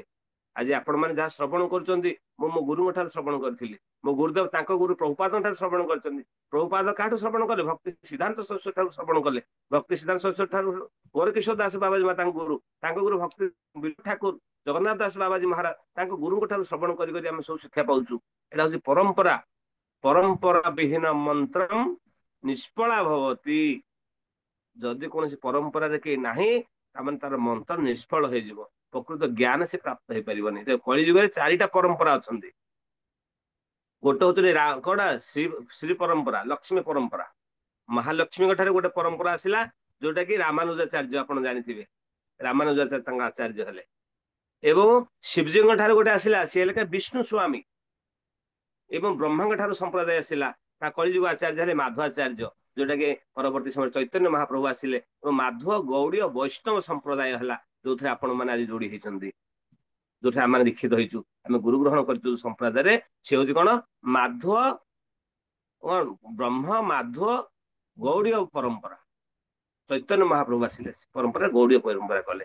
ଏବଂ ଆଉ ଗୋଟେ ହଉଛନ୍ତି କଣ, କୁମାର ପରମ୍ପରା। ଚତୁଷ୍କୁମାର ଠାରୁ ଗୋଟେ ପରମ୍ପରା ଆସିଲା, ତାର ଆଚାର୍ଯ୍ୟ ହେଲେ ନିମ୍ବକାଚାର୍ଯ୍ୟ। ସେଇ ଯାହାକୁ ସେ ଦୀକ୍ଷିତ କରିଥିଲେ ତାଙ୍କୁ ଆଶୀର୍ବାଦ କଲେ ଯେ, ହେ ବ୍ରାହ୍ମଣ, ତୁମେ କଳି ଯୁଗରେ ଆମର ଶିଷ୍ୟ ହବ, ଆମେ ତମକୁ ଶିଷ୍ୟ ଭାବରେ ଦୀକ୍ଷିତ କରାଇଲୁ ଏବଂ କଳି ଯୁଗରେ ତୁମେ ଆଚାର୍ଯ୍ୟ ହେଇକି ନାମ ପ୍ରଚାର କରିବ। ବୁଝିପାରିଲେ, ସେ ହଉଥିଲେ ନିମ୍ବକାଚାର୍ଯ୍ୟ। ଏବଂ ନିମ୍ବକାଚାର୍ଯ୍ୟ ଠାରୁ ଚୈତନ୍ୟ ମହାପ୍ରଭୁ 2ଟା କଣ ଆଣିଥିଲେ ନା, ଚୈତନ୍ୟ ମହାପ୍ରଭୁ ବହୁତ ଜିନିଷ ଅଛି, ସେ ସବୁ ଆମେ ପରେ ଆଲୋଚନା କରିବା। ତ ନିମ୍ବାକାଚାର୍ଯ୍ୟ ସେଠି ସେ ଦର୍ଶନ କରିଥିଲେ ବେଲ ପୋଖରୀରେ, ଚତୁଷ୍କୁମାରକୁ ଦର୍ଶନ କଲେ ଏବଂ ତାଙ୍କ ଠାରୁ କୃପା ପ୍ରାପ୍ତ ହେଲେ। ଏ ହଉଛନ୍ତି ସେଇ ବେଲ ପୋଖରୀ, ଆମେ ଯୋଉଠି ଆଜି ବର୍ତ୍ତମାନ ପରିକ୍ରମା କରୁଛନ୍ତି। ଏବଂ ବେଲ ପୋଖରୀରେ ଆଉ ଗୋଟେ ମନ୍ଦିର ଅଛନ୍ତି, ମଦନ ଗୋପାଳ ମନ୍ଦିର। ସୁନ୍ଦର ମନ୍ଦିର, ସୁନ୍ଦର ବିଗ୍ରହ। ଆପଣଙ୍କ ପାଖରେ ଅଛନ୍ତି ଫଟୋ, ପ୍ରଭୁ ଦେଖେଇ ପାରିବେ? ମଦନ ଗୋପାଳ ମନ୍ଦିର ଅଛନ୍ତି, ମଦନ ଗୋପାଳ ମନ୍ଦିର ଯୋଉ ବିଗ୍ରହ କିଏ କରିଥିଲେ? ନୀଳାମ୍ବର ଚକ୍ରବର୍ତ୍ତୀ। ଆପଣ ନାଁ ଶୁଣିଥିବେ। ନୀଳାମ୍ବର ଚକ୍ରବର୍ତ୍ତୀ ହଉଛନ୍ତି ଶ୍ରୀମାନ ଚୈତନ୍ୟ ମହାପ୍ରଭୁଙ୍କର ଅଜା। ବୁଝିପାରିଲେ? ନୀଳାମ୍ବର ଚକ୍ରବର୍ତ୍ତୀ ଯିଏ, ସେ ହଉଛନ୍ତି ଚୈତନ୍ୟ ମହାପ୍ରଭୁଙ୍କର ଅଜା। ଆଉ ସେ ଯୋଉ ବେଲପୁଖୁର ହଉଛି ଚୈତନ୍ୟ ମହାପ୍ରଭୁଙ୍କର ମାମୁଁଘର ଗାଁ। ତାଙ୍କର ମାମୁର ବାଡି କହୁଛନ୍ତି ସେଟାକୁ, ନା ନାନାର ବାଡି ନା ମାମୁର ବାଡି କଣ କହୁଛନ୍ତି ତାକୁ ଭୁଲିଗଲି। ମାମାର ବାଡି, ସରି, ମାମାର ବାଡି। ଚୈତନ୍ୟ ମହାପ୍ରଭୁଙ୍କର ମାମାର ବାଡି ହଉଛି ବେଲପୁଖୁର। ଆଉ ବେଲପୁଖୁରରେ ତାଙ୍କର ଅଜାଘର ରହୁଥିଲେ। ତାଙ୍କ ଅଜାଙ୍କର ନାଁ ହଉଛି କଣ? ନୀଳାମ୍ବର ଚକ୍ରବର୍ତ୍ତୀ। ନୀଳାମ୍ବର ଚକ୍ରବର୍ତ୍ତୀ 1490 ମସିହାରେ ପୂର୍ବବଙ୍ଗ, ଅର୍ଥ କଣ କହିଲେ? ବର୍ତ୍ତମାନ ଯୋଉଟା ହଉଛି କଣ ପଶ୍ଚିମ ବାଂଲାଦେଶ, ଯୋଉଟା ବର୍ତ୍ତମାନ କହୁଛନ୍ତି ବାଂଲାଦେଶ। ବାଂଲାଦେଶ ସିଲିହଟ ଗୋଟେ ଟାଉନ ଅଛି ଏବେ, ଯୋଉମାନେ ଜାଣିଥିବେ ସିଲିହଟ ବୋଲି ଗୋଟେ ଟାଉନ ଅଛି ବାଂଲାଦେଶରେ। ସେ ବାଂଲାଦେଶ ସିଲିହଟ ଟାଉନରୁ ଏଠିକି ଆସିଥିଲେ କିଏ? ନା ନୀଳାମ୍ବର ଚକ୍ରବର୍ତ୍ତୀ। ବେଲପୁଖୁର, ସେଠି ସେ ରହିଥିଲେ। ପରବର୍ତ୍ତୀ ସମୟରେ ସେ ବିଗ୍ରହ, ସ୍ୱୟଂ ବିଗ୍ରହ ତିଆରି କରି ତାଙ୍କୁ ସେବା କରୁଥିଲେ। ମଦନ ଗୋପାଳ, ଅତ୍ୟନ୍ତ ସୁନ୍ଦର ବିଗ୍ରହ। ଆଉ ସେଇ ବିଗ୍ରହ ଚୈତନ୍ୟ ମହାପ୍ରଭୁଙ୍କର ମାତା କିଏ? ତା ନାଁ କଣ? ସଚୀ ଦେବୀ। ସଚୀ ମାତା ମଧ୍ୟ ସେ ବିଗ୍ରହକୁ ସେବା କରିଛନ୍ତି। ଚୈତନ୍ୟ ମହାପ୍ରଭୁ ମଧ୍ୟ ସେ ବିଗ୍ରହକୁ ସେବା କରିଛନ୍ତି। ଆଉ ସେ ବିଗ୍ରହ ଏବେ ବି ଅଛନ୍ତି। ଆମେ ତାଙ୍କୁ ଦର୍ଶନ କଲେ। ମଦନ ଗୋପାଳଙ୍କୁ ଦର୍ଶନ କରିଲେ, ଏବଂ ମଦନ ଗୋପାଳ ଦର୍ଶନ କଲା ପରେ ଆମେ ଆଉ ଗୋଟେ ସ୍ଥାନକୁ ଯିବା, ଯୋଉଟା କି ପ୍ରାୟ ସବୁ ଜାଣନ୍ତିନି। ଯୋଉଟା ଗୋଟେ ଜାଗା ଅଛି ନା କଣ, ରୁକୁମପୁର। ରୁକୁମପୁର ବୋଲି ଗୋଟେ ଅଛି ଗାଁ। ସେ ପାଖରେ ଗୋଟେ ଗାଁ ଅଛି, ଯୋଉଠିକି ବଳରାମ ଯେତେବେଳେ ଆସିଥିଲେ, ମୁଁ ପୂର୍ବରୁ କହିଥିଲି, ମାୟାମାରୀ ମଠ ଗୋଟେ ଅଛି। ମାରାମାରୀ ମଠ। ବେଲପୁଖୁର ଗାଁ ପୂର୍ବରୁ ମାରାମାରୀ ମଠ ଗୋଟେ ପଡିବ। ଆମେ ଯେତେବେଳେ ପରିକ୍ରମା ଆମେ କରିଥିଲୁ, କଣ ନବଦୀପ ମଣ୍ଡଳ ପରିକ୍ରମା, ସେତେବେଳେ ସବୁ ଆମେ ଦର୍ଶନ କରିବା ସୌଭାଗ୍ୟ ପ୍ରାପ୍ତ ହେଇଥିଲୁ। ମାରାମାରୀ ମଠ ଗୋଟେ ଅଛନ୍ତି। ମାରାମାରୀ ମଠ କଣ? ମାରାମାରୀ ମାନେ ମୁଥ ମରା ଭଳି ନୁହଁ। ସେଠି ବଳରାମ ଆସିଥିଲେ। ଦ୍ୱାପର ଯୁଗରେ ସ୍ୱୟଂ ବଳରାମ କେତେବେଳେ ଆସିଥିଲେ? ନା ଯେତେବେଳେ ସିଏ ତୀର୍ଥ ଭ୍ରମଣରେ ବାହାରିଥିଲେ। ମହାଭାରତ ଯୁଦ୍ଧ ସମୟରେ ଜାଣିଥିବେ ଆପଣ ମାନେ, ମହାଭାରତ ଯୁଦ୍ଧ ହେଲା, ସେତେବେଳେ ସେ ତୀର୍ଥ ଭ୍ରମଣରେ ବାହାରି ଯାଇଥିଲେ। କିଏ? ବଳରାମ। କିଛି ଯାଦବଙ୍କୁ ନେଇକି ସାଙ୍ଗରେ ସେ ତାଙ୍କର ତୀର୍ଥ ଯାଇଥିଲେ। ତୀର୍ଥ ଭ୍ରମଣ କରିବା ସମୟରେ ମହାପ୍ରଭୁ କଣ ବଳରାମ ସ୍ୱୟଂ ଏଇଠିକି ଆସିଥିଲେ। କୋଉଠିକି? ନଦିଆ ନବଦ୍ୱୀପ ଧାମକୁ ଆସିଥିଲେ। ଆଉ ନଦିଆ ନବଦ୍ୱୀପରେ କିଛି ଦିନ ଆସିବା ପରେ ସିଏ ମାରାମାରୀ ମଠ ପାଖରେ ରହିଥିଲେ। ସେଠି ଗୋଟେ ରାକ୍ଷସ ଥିଲା, ତା ନାଁ ହଉଛି ମାୟାମାରୀ ରାକ୍ଷସ। ବୁଝିପାରିଲେ? ମାୟାସୁର ତା ନାଁ। ଏବଂ ସେଠି ମହାପ୍ରଭୁ ବଳରାମ କଣ କରିଥିଲେ? ମାୟାସୁରକୁ ସେଠି ବଧ କରିଥିଲେ। ବହୁତ ଶକ୍ତିଶାଳୀ ରାକ୍ଷସ ଥିଲା, ତାକୁ ସେଠି ସେ ବଧ କରିଥିଲେ। ତେଣୁ ସେ ବଧ କରିବା ପରେ ତାର ନାଁ ହେଲା କଣ? ମାୟା। ସେଠି ଗୌଡୀୟ ମଠ ଅଛି। ସୁନ୍ଦର ପରିବେଶ, ଶାନ୍ତ ଶିଷ୍ଟ ପରିବେଶ, ଗଙ୍ଗା ନଦୀ କୂଳରେ ଅଛନ୍ତି। ମାୟାମାରୀ ମଠ ତା ନାଁ। ଏବଂ ରୁକୁମପୁର ଯୋଉ ଅଛି, ସେଠି ରୁକୁମପୁରରେ ମଧ୍ୟ ବଳରାମ କିଛି ଦିନ ରହିଥିଲେ। ସେଠି ମଧ୍ୟ କୋଲାସୁର ଗୋଟେ ଥିଲା। କଣ ରାକ୍ଷସ? କୋଲାସୁର ଗୋଟେ ରାକ୍ଷସ ଥିଲା। ସେଠି କୋଲାସୁରକୁ ମଧ୍ୟ ବଧ କରିଥିଲେ କି ସେ ବଳରାମ ସେ ସମୟରେ। ରୁକୁମପୁର ତାକୁ କହୁଛନ୍ତି। ବର୍ତ୍ତମାନ ସେଠି ବସୁଲକ୍ଷ୍ମୀ ପ୍ରିୟା ମନ୍ଦିର ଗୋଟେ ଅଛନ୍ତି। ଯୋଉଠି ବସୁଲକ୍ଷ୍ମୀ ପ୍ରିୟା ମନ୍ଦିର କିଏ କଣ? ନା ନିତ୍ୟାନନ୍ଦ ମହାପ୍ରଭୁ ଯେତେବେଳେ ବିବାହ କରିଥିଲେ, ଜାଣିଥିବେ ଚୈତନ୍ୟ ମହାପ୍ରଭୁ ଯେତେବେଳେ ପୁରୀ ଆସିଲେ, ନିତ୍ୟାନନ୍ଦ ମହାପ୍ରଭୁ ପୁରୀ ଆସିଥିଲେ ସନ୍ନ୍ୟାସ ନେଲା ପରେ, ଏବଂ ନିତ୍ୟାନନ୍ଦ ମହାପ୍ରଭୁଙ୍କୁ ଚୈତନ୍ୟ ମହାପ୍ରଭୁ ନିର୍ଦ୍ଦେଶ ଦେଲେ, ତୁ ବଙ୍ଗଳା ଯାଇକି ପ୍ରଚାର କର। ହରିଦାସ ଠାକୁର ଏବଂ ନିତ୍ୟାନନ୍ଦ ମହାପ୍ରଭୁ ଯାଇଥିଲେ, ସେଦିନ ରହିଥିଲେ। ତାକୁ ନିତ୍ୟାନନ୍ଦ ମହାପ୍ରଭୁ ବିବାହ କଲେ। ତାଙ୍କର ପତ୍ନୀ ସହ ସେଠି ସେ କିଛି ଦିନ ବସବାସ କରିଥିଲେ। ସେ ଯୋଉ ମନ୍ଦିର ପ୍ରତିଷ୍ଠା କରି ବିଗ୍ରହ ସେବା କରୁଥିଲେ, ବସୁଲକ୍ଷ୍ମୀ ପ୍ରିୟା ମନ୍ଦିର ସେଠି ଅଛନ୍ତି। ଏହିପରି ଭାବରେ ଆମେ ଆଜି ସମ୍ପୂର୍ଣ୍ଣ ଭାବରେ ଦର୍ଶନ କଲେ କୋଉ ଦ୍ୱୀପ? ସୀମନ୍ତ ଦ୍ୱୀପ। ସୀମନ୍ତ ଦ୍ୱୀପରେ ଆମେ ଆଜି ଦର୍ଶନ କରିବା ସୌଭାଗ୍ୟ ପ୍ରାପ୍ତ ହେଲେ। ପ୍ରଥମେ ଆମେ ଗଲେ ରାଜାପୁର ଜଗନ୍ନାଥ ମନ୍ଦିର, ଶ୍ରୀମନ୍ତିନୀ ଦେବୀ ଦର୍ଶନ କଲେ, କୋଲାବେଚା ସିଧର ବାଡିକି ଗଲେ, ଏବଂ ବେଲପୁଖୁର ଗଲେ। ବେଲପୁଖୁରରେ ପଞ୍ଚମୁଖୀ ଶିବଜୀଙ୍କୁ ଦର୍ଶନ କଲେ, ଚତୁର୍ଷ କୁମାରଙ୍କୁ ଦର୍ଶନ କଲେ, ନୁହେଁ କି? ଏବଂ ଆସିଲେ ମଦନ ଗୋପାଳ ମନ୍ଦିର ବି ଦର୍ଶନ କଲେ, ମାୟାମାରୀ ମଠ ଦର୍ଶନ କଲେ, ଏବଂ ରୁକୁମପୁର ଦର୍ଶନ କଲେ। ଏସବୁ ଦର୍ଶନ କଲେ। ଏବଂ ଦର୍ଶନ ଭିତରେ ଆଜିର ଆନନ୍ଦର ବିଷୟ ସବୁଠାରୁ ହଉଛି ଯେ ଆମେ ପରମ ବୈଷ୍ଣବଙ୍କୁ ଦର୍ଶନ କଲେ, ସେ କୃପା ପ୍ରାପ୍ତ ହେଲେ। ଏଥର ଆଜିର ଏଇ ଯୋଉ ଦ୍ୱୀପରେ ଗୋଟେ ମାତ୍ର ଗୁରୁତ୍ୱ, ଶ୍ରବଣ ମାଧ୍ୟମରେ ଶିବଜୀ ଠାରୁ ଶ୍ରବଣ କରିଥିଲେ ପାର୍ବତୀ। ଚତୁର୍ଷ କୁମାର କଣ ଶ୍ରବଣ କଲେ? ନିମ୍ବକାଚାର୍ଯ୍ୟ। ଏଭଳି ଶ୍ରବଣର ଗୁରୁତ୍ୱ ଅଛି। ଆମେ ସମସ୍ତେ ଶ୍ରବଣ କରିବା ଆବଶ୍ୟକ। ଶ୍ରବଣ କଲେ ଶ୍ରୀଧରଙ୍କର କଥା ଶ୍ରବଣ କରିବା, ଶିବଜୀଙ୍କର କଥା ଶ୍ରବଣ କରିବା, ଭକ୍ତଙ୍କର ଚରିତ୍ର ଶ୍ରବଣ କରିବା, ସେତେବେଳେ କଣ ହବ ଆମ ହୃଦୟ ଭିତରେ ପ୍ରେମ ଜାଗ୍ରତ ହବ। ଶ୍ରବଣ ନ କଲେ ହବନି। ସେଥିପାଇଁ ଚତୁର୍ଭୁଜ ନାରାୟଣ ପ୍ରଭୁଙ୍କୁ ବହୁତ ବହୁତ ଧନ୍ୟବାଦ। ସୁନ୍ଦର ଭାବରେ ଆପଣ ମାନଙ୍କ ପାଇଁ ସବୁ ବ୍ୟବସ୍ଥା କରୁଛନ୍ତି। ଆମେ କିପରି ମହାପ୍ରଭୁଙ୍କର ଲୀଳା ଶ୍ରବଣ କରିବା, ଚୈତନ୍ୟ ମହାପ୍ରଭୁଙ୍କର ଲୀଳା ଶ୍ରବଣ କରିପାରିବା ଏବଂ ସେ ଲୀଳା ଶ୍ରବଣ ମାଧ୍ୟମରେ ଆମ ହୃଦୟକୁ ଆମେ ଶୁଦ୍ଧ କରିପାରିବା ଏବଂ ହୃଦୟ ଭିତରେ ପ୍ରେମକୁ ଜାଗ୍ରତ କରିବା, ଯୋଉଟା କି ହଉଛି ଏକମାତ୍ର ଉଦ୍ଦେଶ୍ୟ। ବୁଝିପାରିଲେ? ଭଗବାନଙ୍କ ସହ ସମ୍ବନ୍ଧକୁ ଆମେ ସମ୍ବନ୍ଧିତ, ଆମର ଯୋଉ ଭଗବାନଙ୍କ ସହ ନିତ୍ୟ ସମ୍ବନ୍ଧ ଅଛି, ସେ ନିତ୍ୟ ସମ୍ବନ୍ଧକୁ ଆମେ ଭୁଲି ଯାଇଛନ୍ତି। ବିଡମ୍ବନାର ବିଷୟ, ଆମେ ସମସ୍ତେ ଆମର ନିତ୍ୟ ଶାଶ୍ୱତ ସମ୍ବନ୍ଧକୁ ଭୁଲି ଯାଇକିରି ଏଠି ମାଇକ ସମ୍ବନ୍ଧରେ ସମସ୍ତେ ପଡିଛନ୍ତି ଜଗତରେ। ଏଥିପାଇଁ ଆମେ ସମସ୍ତେ ଦୁଃଖ ଭୋଗୁଛନ୍ତି। ଦୁଃଖ, ଦୁର୍ଦଶା, ଦୁର୍ବିପାକ ଯାହା ସବୁ ଆସୁଛି ଆମ ଜୀବନରେ ଏଥିପାଇଁ ଆସୁଛି। ଏକମାତ୍ର କାରଣ କୃଷ୍ଣ ଭୁଲି ସେଇ ଜୀବ ଅନାଦି ବହିର୍ମୁଖ, ମାୟା ତାରେ ଦେୟ ସଂସାର ଆଦି ଦୁଃଖ। ତେଣୁ ଆମକୁ କଣ କରିବାକୁ ପଡିବ? ସେ ସମ୍ବନ୍ଧକୁ ପୁନର୍ବାର ଜାଗ୍ରତ କରିବାକୁ ପଡିବ, ପୁନର୍ବାର ଯୋଡିବାକୁ ପଡିବ ସେ ସମ୍ବନ୍ଧ। ସେଦିନ କହିଲେନି, ସେ ସମ୍ବନ୍ଧ ନାହିଁ ଯାର ବୃଥା ଦିନ ଗଲା ତାର, ସେଇ ପଶୁ ବଡ ଦୁରାଚାର। ଯାହାର ଭଗବାନଙ୍କ ସହ ସମ୍ବନ୍ଧ ନାହିଁ, ସେମାନେ ଚୈତନ୍ୟ ମହାପ୍ରଭୁଙ୍କ ସହ ସମ୍ବନ୍ଧ ନାହିଁ, ଯାହାର ସେମାନେ ଚୈତନ୍ୟ ମହାପ୍ରଭୁଙ୍କର ସମ୍ବନ୍ଧ ନାହିଁ, ତାହେଲେ କଣ ହବ? ଆମ ଜୀବନ ବୃଥା ଯିବ। ସମ୍ବନ୍ଧ ସ୍ଥାପନ କରିବା, ମହାପ୍ରଭୁଙ୍କ ସହ ସମ୍ବନ୍ଧ ସ୍ଥାପନ କରିବା, ନିତ୍ୟାନନ୍ଦ ମହାପ୍ରଭୁ ସମ୍ବନ୍ଧ ସ୍ଥାପନ କରିବା, ଏଇ ମାତ୍ର ଜୀବନର ଲକ୍ଷ୍ୟ। ସମ୍ବନ୍ଧ ଜାନିଆ ଭଜିତେ ଭଜିତେ ଅଭିମାନ ହାତ ଦୂର। ସମ୍ବନ୍ଧକୁ ଜାଣିବା, ମହାପ୍ରଭୁ ହଉଛନ୍ତି ଆମର ଇଷ୍ଟ, ମହାପ୍ରଭୁ ହଉଛନ୍ତି ଆମର ପରମାରାଧ୍ୟ, ମହାପ୍ରଭୁ ହଉଛନ୍ତି ସ୍ୱୟଂ ରାଧାକୃଷ୍ଣଙ୍କର ମିଳିତ ତନୁ। ମହାପ୍ରଭୁ ଆସିଛନ୍ତି କୃପା କରିବା ପାଇଁ, ଏତେ କୃପାର ସାଗର, ଦୟାର ସାଗର ମହାପ୍ରଭୁ ନାମ ନେଇକି ଆସିଛନ୍ତି, କଳିଯୁଗରେ ଆମକୁ କୃପା କରୁଛନ୍ତି। ତେଣୁ ସେଇ ମହାପ୍ରଭୁଙ୍କ କୃପା ପ୍ରାପ୍ତି ହେବା ଆମର ଏକମାତ୍ର ଉଦ୍ଦେଶ୍ୟ। ମହାପ୍ରଭୁ ଭକ୍ତ ବତ୍ସଳ, ଥରେ ମହାପ୍ରଭୁ କଣ କରୁଥିଲେ? କୋଉ ଜାଗାଟା ରହିଗଲା, ଗୋଟେ ସ୍ଥାନ ରହିଗଲେ। ସେଇ ସ୍ଥାନ କଣ? ମେଘର ଚାରା। ମେଘର ଚାରା। ମହାପ୍ରଭୁ ଉଦଣ୍ଡ କୀର୍ତ୍ତନ କରୁଥିଲେ। ବିରାଟ ବଡ ଶୋଭାଯାତ୍ରା ନେଇକି ମହାପ୍ରଭୁ କୀର୍ତ୍ତନ କରି କରି ଯାଉଥିଲେ। ହଠାତ୍ ଇନ୍ଦ୍ରଦେବ କଣ କଲେ? ବର୍ଷା ଆରମ୍ଭ କରେଇଲେ। ଜାଣିଥିବେ ଇନ୍ଦ୍ରଦେବ ସବୁବେଳେ ସେୟା କରନ୍ତି। ଦ୍ୱାପର ଯୁଗରେ ମଧ୍ୟ ବର୍ଷା କରେଇଥିଲେ। କୃଷ୍ଣଙ୍କ ପାଖରେ ଆସି ପଛରେ ତାପରେ କ୍ଷମା ମାଗିଲେ। ବିରାଟ ବିରାଟ ମେଘଖଣ୍ଡ ଲାଗିଲା, ଯେମିତି ସମସ୍ତଙ୍କୁ ଉଡେଇକି ନେଇଯିବ, ତୋଫାନ ପଳେଇ ଆସିଲା। ସମସ୍ତେ ଭୟଭୀତ ହେଇଗଲେ। ମହାପ୍ରଭୁ ଦେଖିଲେ ଭକ୍ତମାନେ ସବୁ ଡରଭୀତ ହେଇଗଲେ। ମହାପ୍ରଭୁ କଣ କଲେ? ଆଙ୍ଗୁଠିରେ ଏମିତି କଲେ, ନୁହଁ କି? ନିର୍ଦ୍ଦେଶ ଦେଲେ, ଇନ୍ଦ୍ର ତୁମେ ହଟ। ତ ସାଙ୍ଗେ ସାଙ୍ଗେ ସବୁ ମେଘଖଣ୍ଡ ମାନେ କଣ ହେଲେ? ଭାସିକି ପଳେଇଲେ। ମେଘ ସବୁ ବନ୍ଦ ହେଇଗଲା। ଏହିପରି ଭାବରେ ମହାପ୍ରଭୁ ବହୁତ ଅନେକ ଲୀଳା କରୁଛନ୍ତି ଭକ୍ତ ମାନଙ୍କ ସହ। ଆଉ ସେଇ ଲୀଳାରେ ଯୋଡି ହେଇକିରି ଆମେ ମାନେ କେମିତି ଭଗବାନଙ୍କ ସହ ରସକୁ ଆସ୍ୱାଦନ କରିବା, ଏଇଟା ଆମର ଉଦ୍ଦେଶ୍ୟ ବା ଆବଶ୍ୟକ। ଏଇ ଯୋଉ ଆମେ ନଦୀ ପରିକ୍ରମା କରିବା, ଏକମାତ୍ର ଉଦ୍ଦେଶ୍ୟ ହବ, ହେ ମହାପ୍ରଭୁ ଆପଣ ଜଗାଇ ମାଧବକୁ କୃପା କଲେ, ଆପଣ ସମସ୍ତଙ୍କୁ କୃପା କଲେ, ମତେ କୃପା କରନ୍ତୁ, ମତେ କୃପା କରନ୍ତୁ, ନୁହଁ କି? ମୋ ବେଳୁ କାହିଁ ମତେ କୃପା କରନ୍ତୁ। ସମସ୍ତେ ପାଇଲେ, ମୁଁ ପାଇପାରୁନି ପ୍ରଭୁ, ମୁଁ ଅଯୋଗ୍ୟ, ମୁଁ ଅପଦାର୍ଥ, ମୋର ଶକ୍ତି ନାହିଁ, ମୋ ସାମର୍ଥ୍ୟ ନାହିଁ। ମତେ କୃପା କରନ୍ତୁ, ମୋ ହୃଦୟ ଭିତରେ ଟିକେ ଶକ୍ତି ଦିଅନ୍ତୁ, ଟିକେ ଭକ୍ତି ଦିଅନ୍ତୁ, ମୁଁ ଆପଣଙ୍କୁ କୃପା ପ୍ରାପ୍ତ ହେବି। ଯେପର୍ଯ୍ୟନ୍ତ ଆମେ ଚୈତନ୍ୟ ମହାପ୍ରଭୁଙ୍କ କୃପା ନ ପାଇଛନ୍ତି, ସେ ପର୍ଯ୍ୟନ୍ତ ଆମେ ରାଧାକୃଷ୍ଣଙ୍କୁ ପ୍ରାପ୍ତ ହେଇପାରିବା ନାହିଁ। ମନେ ରଖିଥାନ୍ତୁ।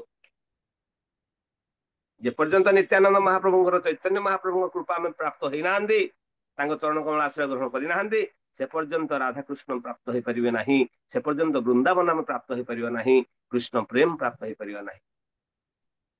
ତେଣୁ ଚୈତନ୍ୟ ମହାପ୍ରଭୁଙ୍କର ପାଦାଶ୍ରୟ ନିହାତି ଆବଶ୍ୟକ। ଚୈତନ୍ୟ ମହାପ୍ରଭୁଙ୍କର କଣ କହୁଛନ୍ତି? ନିତାଇ ପଦେ ହୀନ ଭାଇ, ରାଧାକୃଷ୍ଣ ପାଇତେ ନାହିଁ। ସେ ଗୀତ କଣ ପଦେ ଅଛନ୍ତି? ହେନ ନିତାଇ ବିନେ ଭାଇ, ରାଧାକୃଷ୍ଣ ପାଇତେ ନାହିଁ। ଯୋଉ ନିତାଇ ମାନେ କଣ? ନିତ୍ୟାନନ୍ଦ ମହାପ୍ରଭୁ। ନିତ୍ୟାନନ୍ଦ ମହାପ୍ରଭୁ ଗୁରୁଦେବ। ଗୁରୁଦେବଙ୍କର ଚରଣ କମଳ ବିନା, ଆଶ୍ରୟ ବିନା, ନିତ୍ୟାନନ୍ଦ ମହାପ୍ରଭୁଙ୍କର ଚରଣ କମଳ ଆଶ୍ରୟ ବିନା, ଚୈତନ୍ୟ ମହାପ୍ରଭୁଙ୍କର ଚରଣ କମଳ ଆଶ୍ରୟ ବିନା ଆମେ ରାଧାକୃଷ୍ଣ ପାଇତେ ନାହିଁ, ରାଧାକୃଷ୍ଣଙ୍କୁ ପ୍ରାପ୍ତ ହେଇପାରିବା ନାହିଁ, ବୃନ୍ଦାବନ ଧାମ ପ୍ରାପ୍ତ ହେଇପାରିବା ନାହିଁ। ତେଣୁ ଆମ ପାଇଁ ଗୋଟେ ସୁଯୋଗ ଅଛି, ଆମେ ନଦୀ ପରିକ୍ରମା କରିବା। ନବଦ୍ୱୀପ ମଣ୍ଡଳ ହଉଛନ୍ତି ସ୍ୱୟଂ ଭଗବାନଙ୍କର ସ୍ଥାନ, ଅଦର୍ଯ୍ୟ ବୃନ୍ଦାବନ, ଅଦର୍ଯ୍ୟ ଧାମ। ସେ ସୁଯୋଗ ଆମ ପାଖରେ ଅଛି। ଆମେ ନିଜ ମନ ପ୍ରାଣ ସବୁ ଦେଇ ଚୈତନ୍ୟ ମହାପ୍ରଭୁଙ୍କ ପାଖରେ ସମର୍ପିତ ହବା। ମୁଁ ପ୍ରଥମରୁ କହିଛି, ଚୈତନ୍ୟ ମହାପ୍ରଭୁ ସନ୍ନ୍ୟାସ। ସେ ଆମେ କଠୋର ସାଧନା କଲେ ମହାପ୍ରଭୁ ଆମଠୁ ଜଳ ସ୍ପର୍ଶ କରିବେ, ନହେଲେ କରିବେ ନା। ଯଦି ଆମେ ଚାହୁଁଛନ୍ତି ମହାପ୍ରଭୁ ଆମ ଜଳ ସ୍ପର୍ଶ କରନ୍ତୁ, ଆମେ ଯୋଉ ଭୋଗ ଲଗାଉଛୁ ନିତାଇ ଗୌରାଙ୍ଗ ଆମ ଫଟୋ ଅଛନ୍ତି, ବିଗ୍ରହ ଅଛନ୍ତି, ଗୌର ନିତାଇ ଭୋଗ ଲଗାଉଛୁ, ସେ ପାଉନାହାନ୍ତି, କେମିତି ପାଇବେ? 64 ମାଳ ଜପ କରିବାକୁ ପଡିବ। କଠୋର ନିୟମ ପାଳନ କଲେ ମହାପ୍ରଭୁ ପ୍ରାପ୍ତ ହେବେ। ସମସ୍ତେ ଚେଷ୍ଟା କରନ୍ତୁ, 64 ନ ହଉ 16 ମାଳ ଟିକେ ଭଲ କି ଜପ କଲେ, ପ୍ରେମ ପୂର୍ବକ ଜପ କଲେ ହୃଦୟ ଶୁଦ୍ଧ ହବ, ତାପରେ ମହାପ୍ରଭୁ ଆମକୁ ଗ୍ରହଣ କରିବେ। ଏତିକି ଆମେ ପ୍ରାର୍ଥନା କରିବେ ମହାପ୍ରଭୁଙ୍କ ପାଖରେ, ସତୀଦେବୀଙ୍କ ପାଖରେ ଏବଂ ନୀଳାମ୍ବରଙ୍କ ପାଖରେ, ଏବଂ ଆଜି ଆମେ ସବୁ ଦର୍ଶନ କରି ଜଗନ୍ନାଥ ମହାପ୍ରଭୁଙ୍କ ପାଖରେ, ଶିବଜୀଙ୍କ ପାଖରେ, ପାର୍ବତୀଙ୍କ ପାଖରେ, ବିଶେଷ କରି ଶ୍ରୀଧର ମହାରାଜଙ୍କ ପାଖରେ ଆମେ ପ୍ରଣାମ ପ୍ରାର୍ଥନା କରିବା। ଆମ ହୃଦୟରେ ଭକ୍ତି ଦିଅନ୍ତୁ, ଆମ ହୃଦୟକୁ ନିର୍ମଳ କରନ୍ତୁ। ହରେ କୃଷ୍ଣ। ହରେ ଆପଣ ମାନଙ୍କୁ କୃଷ୍ଣ। ହରେ ବହୁତ କୃଷ୍ଣ। ଧନ୍ୟବାଦ, ଆପଣ ମାନେ ସୁଯୋଗ ଦେଲେ ଏବଂ ଏ କଥା ମାଧ୍ୟମରେ ମୋର ମଧ୍ୟ ହୃଦୟରେ କିଛି ନିର୍ମଳ ହେଲା। ମତେ ଆଜି ଆନନ୍ଦ ଲାଗିଲା, କିଛି ମୋର ମଧ୍ୟ ମଇଳା ଟିକେ ଦୂରୀଭୂତ ହେଲା। ହରେ କୃଷ୍ଣ। ମୁଁ ଆଶା କରୁଛି ଆପଣ ମାନେ ନିଶ୍ଚିତ ଭାବରେ ବୁଝିପାରୁଥିବେ ଏବଂ କିଛି କିଛି ଆନନ୍ଦ ପାଇଥିବେ ମହାପ୍ରଭୁଙ୍କ କୃପାରୁ। ଯଦି କାହାର କିଛି ପ୍ରଶ୍ନ ଅଛି ଆପଣ ପଚାରି ପାରିବେ। ହରେ କୃଷ୍ଣ। ହରେ କୃଷ୍ଣ। ତାର କିଛି ପ୍ରଶ୍ନ ଅଛି ଯଦି ଆପଣ ଅନମ୍ୟୁଟ କରିକି ପଚାରି ପାରିବେ ପ୍ରଭୁଜୀ। ହୁଁ ଆସିଲା, ଟାଇମ୍ ଆସିଗଲା। ଠିକ ଅଛି, ବହୁତ ବହୁତ ଧନ୍ୟବାଦ ସମସ୍ତଙ୍କୁ। ତାର ମୁଁ କିଛି ଭାବୁଛି ପ୍ରଶ୍ନ ପ୍ରଶ୍ନ ନାହିଁ ତାର କିଛି? ଠିକ ଅଛି, ତାହେଲେ ଆମେ ଆଜି ପ୍ରଭୁଜୀଙ୍କର ମୁଖାରବିନ୍ଦରୁ ଏ ଯୋଉ ଅନ୍ତର୍ଦୀପ ସରି ସୀମନ୍ତ ଦୀପ ଭଲରେ ବୁଲିଲେ, ପ୍ରଭୁଜୀ ଆମକୁ ସୁନ୍ଦର ଭାବେ ବୁଲିବା ସହିତ ପଇଡ ବି ଖୁଆଇଦେଲେ, ପଇଡ ପିଆଇ ଦେଲେ ନାଇଁ କଣ? ଆଉ ଟିକେ ଗୁପଚୁପ୍ ଦେଇଦେଲେ ବହୁତ ଭଲ ହେଇଥାନ୍ତା, ଛାଡ। ତେଣୁ ଆଜି ଆମେ ପ୍ରଭୁଜୀଙ୍କ ମୁଖର ବିନ୍ଦୁରେ ପ୍ରଥମେ ଶୁଣିଲେ ସୀମନ୍ତିନ ଦେବୀ ମନ୍ଦିର, ଯୋଉଠି ମା ପାର୍ବତୀ ମା ତପସ୍ୟା କରିଥିଲେ ଗୌରାଙ୍ଗ ପ୍ରଭୁଙ୍କୁ ଦର୍ଶନ କରିବା ପାଇଁ। ତାପରେ ଆମେ ଶୁଣିଲେ ଜଗନ୍ନାଥ ମନ୍ଦିର, ଯୋଉ ଜଗନ୍ନାଥ ମନ୍ଦିର ଯୋଉ ସ୍ୱୟଂ ଜଗନ୍ନାଥ ପ୍ରକଟ ହେଇଥିଲେ ଜଗଦୀଶ ଗାଙ୍ଗୁଲିଙ୍କର ଅନୁରୋଧ କ୍ରମେ ତାଙ୍କୁ ଦର୍ଶନ ଦେବା ପାଇଁ। ତାପରେ ଶ୍ରୀଧରାଙ୍ଗନ, ଗୌରାଙ୍ଗ ମହାପ୍ରଭୁଙ୍କ ସର୍ବଶ୍ରେଷ୍ଠ ଭକ୍ତ, ଯିଏ ଅତି ଗରିବ ଥିଲେ, ଯଦିଓ ଭୌତିକ ଦୃଷ୍ଟିରୁ ଅତି ଗରିବ ଥିଲେ, ଚିରା ସାର୍ଟ ପିନ୍ଧୁଥିଲେ, ଫିର ବି ସ୍ପିରିଚୁଆଲ ଦୃଷ୍ଟିରୁ ହି ଇଜ ଏ ରିଚେଷ୍ଟ ପର୍ସନ। ସେଥିପାଇଁ ଚୈତନ୍ୟ ମହାପ୍ରଭୁ ଥିଲେ ସବୁଠାରୁ ଧନୀ କିଏ? ସେ ଶ୍ରୀଧର। କାହିଁକି ନା ସ୍ପିରିଚୁଆଲି ସେ ବହୁତ ଧନୀ ଥିଲେ। ଏବଂ ତାପରେ ଆମକୁ ପ୍ରଭୁ ଦର୍ଶନ କରିଲେ କଣ ନା ପଞ୍ଚବକ୍ର ଶିବ, ଯୋଉ ଶିବଜୀଙ୍କର କୃପାରେ ଦିନେ ଚୈତନ୍ୟ ମହାପ୍ରଭୁଙ୍କୁ ପ୍ରାପ୍ତ କରିପାରିବ। ଯେମିତିକି ବ୍ରାହ୍ମଣ ମାନେ ଶିବଜୀଙ୍କ କୃପା ଦ୍ଵାରା ବା କୃପା ବଳରେ ଚୈତନ୍ୟ ମହାପ୍ରଭୁ ପ୍ରାପ୍ତ କଲେ। କହିବାର ଉଦ୍ଦେଶ୍ୟ ହଉଛି ଆମେ ଯଦି ବୈଷ୍ଣବ ମାନଙ୍କର କୃପା ପ୍ରାପ୍ତ କରିବା ତ ନିଶ୍ଚିନ୍ତ ରୂପେ ଚୈତନ୍ୟ ମହାପ୍ରଭୁଙ୍କୁ ଆମେ ପ୍ରାପ୍ତ କରିବା। ତାପରେ ପ୍ରଭୁ ଆମକୁ ଲାଷ୍ଟ କହିଲେ ମେଘର ଚର, ବିଲକୁକର ଏବଂ ଯୋଉ ପଞ୍ଚବଟୀ ମହାଦେବ ଗୋଟେ ସ୍ଥାନ। ତାପରେ କଣ ନା ମେଘର ଚର, ଅର୍ଥାତ ଯେ ବର୍ଷା ସମୟରେ ଚୈତନ୍ୟ ମହାପ୍ରଭୁ ସଂକୀର୍ତ୍ତନ ବନ୍ଦ ନ ହେବା ପାଇଁ ଇନ୍ଦ୍ରଦେବଙ୍କୁ ଯେମିତି ଆମେ ଚଦର କେମିତି ଆଡେଇ ଦଉଛେ, ସେମିତି କଣ କହିଲେ ବାଦଲକୁ ଚୈତନ୍ୟ ମହାପ୍ରଭୁ ଆଡେଇ ଦେଲେ। ହଟ୍ ଏଠୁ ହଟ୍, ଆମେ କି ଚାଦର ଆଡଉଛେ, ହଟ୍ ଏଠୁ। ସେମିତି ଚୈତନ୍ୟ ମହାପ୍ରଭୁ ଆକାଶର ବାଦଲକୁ ଚାଦର ଭଳିଆ ଗୋଟେ ହାତ ଆଡେଇ ଦେଲେ, ହଟ୍ ଏଠୁ, ଆମର ଡିଷ୍ଟର୍ବ ହଉଛି। ପୁଣି ଏସବୁ ଆମେ ସୁନ୍ଦର ସୁନ୍ଦର ଲୀଳା ଆଜି ପରମ ପୂଜ୍ୟ ପାଣ୍ଡୁ ମହାରାଜ ଦାସ ପ୍ରଭୁଙ୍କର ମୁଖାରବିନ୍ଦ ଶ୍ରବଣ କଲେ। ଏଇଭଳି ଆମେ ତୃତୀୟ ଦିନରେ ଦୁଇଟି ଦୀପ, ପ୍ରଥମ ହେଲା ଅନ୍ତର୍ଦୀପ ଏବଂ ଦ୍ୱିତୀୟ ହେଲା ସୀମନ୍ତ ଦୀପକୁ ଆମେ ଭଲ ଶ୍ରବଣ କଲେ। ଯଦି କାହାର କିଛି ପ୍ରଶ୍ନ ଥାଏ ଫିର ବି ଆପଣଙ୍କ ହାତରେ ଚାନ୍ସ ଅଛି, ଆପଣ ମାନେ ପ୍ରଭୁଜୀଙ୍କୁ ପଚାରି ପାରିବେ। ଅଦରୱାଇଜ ଆପଣ ମାନେ ଆପଣଙ୍କର ଯୋଉ ଫେସବୁକ୍ ହଉ, ୟୁଟ୍ୟୁବ ହଉ, କମେଣ୍ଟସ ଲିଖିପାରିବେ। ଅଦରୱାଇଜ ଡାଇରେକ୍ଟ ଆପଣ ହ୍ୱାଟ୍ସଆପ ଗ୍ରୁପରେ ବି ସେୟାର କରିପାରିବେ, ସେଇଟା ସବୁଠୁ ବେଷ୍ଟ ଉପାୟ। ଏବଂ କାଲି ଆମେ ପ୍ରବେଶ କରିବା ଗୋଦ୍ରୁମ ଦୀପ, ଗୋଦ୍ରୁମ ଦୀପ ପ୍ରବେଶ କରିବା। ଏ ଦୀପ ହଉଛନ୍ତି କଣ ତୃତୀୟ ନମ୍ବର ଦୀପ। ଇଏ ଟିକେ ବଡ ଦୀପ ଅଛନ୍ତି, ଅନେକ କଥା ଅଛନ୍ତି। ତେଣୁ ସମସ୍ତଙ୍କ ଅନୁରୋଧ ଆପଣ ମାନେ ଏ ଗୋଦ୍ରୁମ ଦୀପ ବିଷୟରେ ଶ୍ରବଣ କରିବା ପାଇଁ ଆମେ ଏକ୍ଜାକ୍ଟ ଟାଇମରେ ଯଦି ଜଏନ କରିବା ବହୁତ ଭଲ ହବ। 7:30 7:30 ଜଏନ କରନ୍ତୁ। ଆମେ କାଲି ଗୋଦ୍ରୁମ ଅନେକ ଜାଗା ଅଛି, ଆମେ ଦର୍ଶନ ସୁନ୍ଦର ଦର୍ଶନ କରିବା। ଗୋଦ୍ରୁମ ଏଇଭଳି ସୁନ୍ଦର ସୁନ୍ଦର ଲୀଳା ଚୈତନ୍ୟ ମହାପ୍ରଭୁ କରିଛନ୍ତି, ଚୈତନ୍ୟ ମହାପ୍ରଭୁ ପାର୍ଶ୍ୱ ମାନେ କରିଛନ୍ତି। ତେଣୁ ଏ ଶିଳାକୁ ଆମେ ସବୁ ଆସ୍ୱାଦନ କରିବା। ଠିକ ଅଛି। ଆଉ विशेष अनुरोध आपण मैंने चेष्टा करंतु शॉर्ट वीडियो जहाँ आपण शिखले आज जो कौन श्रीमंत विषय जहाँ सब जगह देखिले आटलिस्ट से जगह खाली कहीं सब वीडियो पोस्ट करंतु आप निज ग्रुप रे पोस्ट करि परिबे नचेत आपण आमको पठेई परिबे ये हूँ प्रचार या फल आपणकर सांग साथी बंधु बांधव माने मध्य चैतन्य महाप्रभुंकर कृपारू वंचित हेबे नहीं अर्थात समस्ते चैतन्य महाप्रभु कृपा प्राप्त करी नदिया गोद्री में नित्यानंद महाप्रभु कर नामर हाट कर नाम का हाट परिबा हाट रे कम मिले मेडिसिन मिले परिबा हाट रे कम मिलियो परिबा मिलियो मेडिसिन हाट रे आलू मिलबनी मेडिसिन मिलियो किंतु नाम का हाट नामर हाट रे कम मिलियो भगवान कर नाम मिलियो कहर उद्देश्य होची हमें समस्ते आपनकर बंधु बांधव सांग मानू ये चैतन्य महाप्रभु कृपा के वंचित करते समस्ते चेष्टा करते केंदी प्रभु जी चैतन्य महाप्रभुंकर गुण कीर्तन करी समस्त श्रवण करने चेष्टा करते हरे कृष्ण बंद करा कार किसी कहबार नहीं।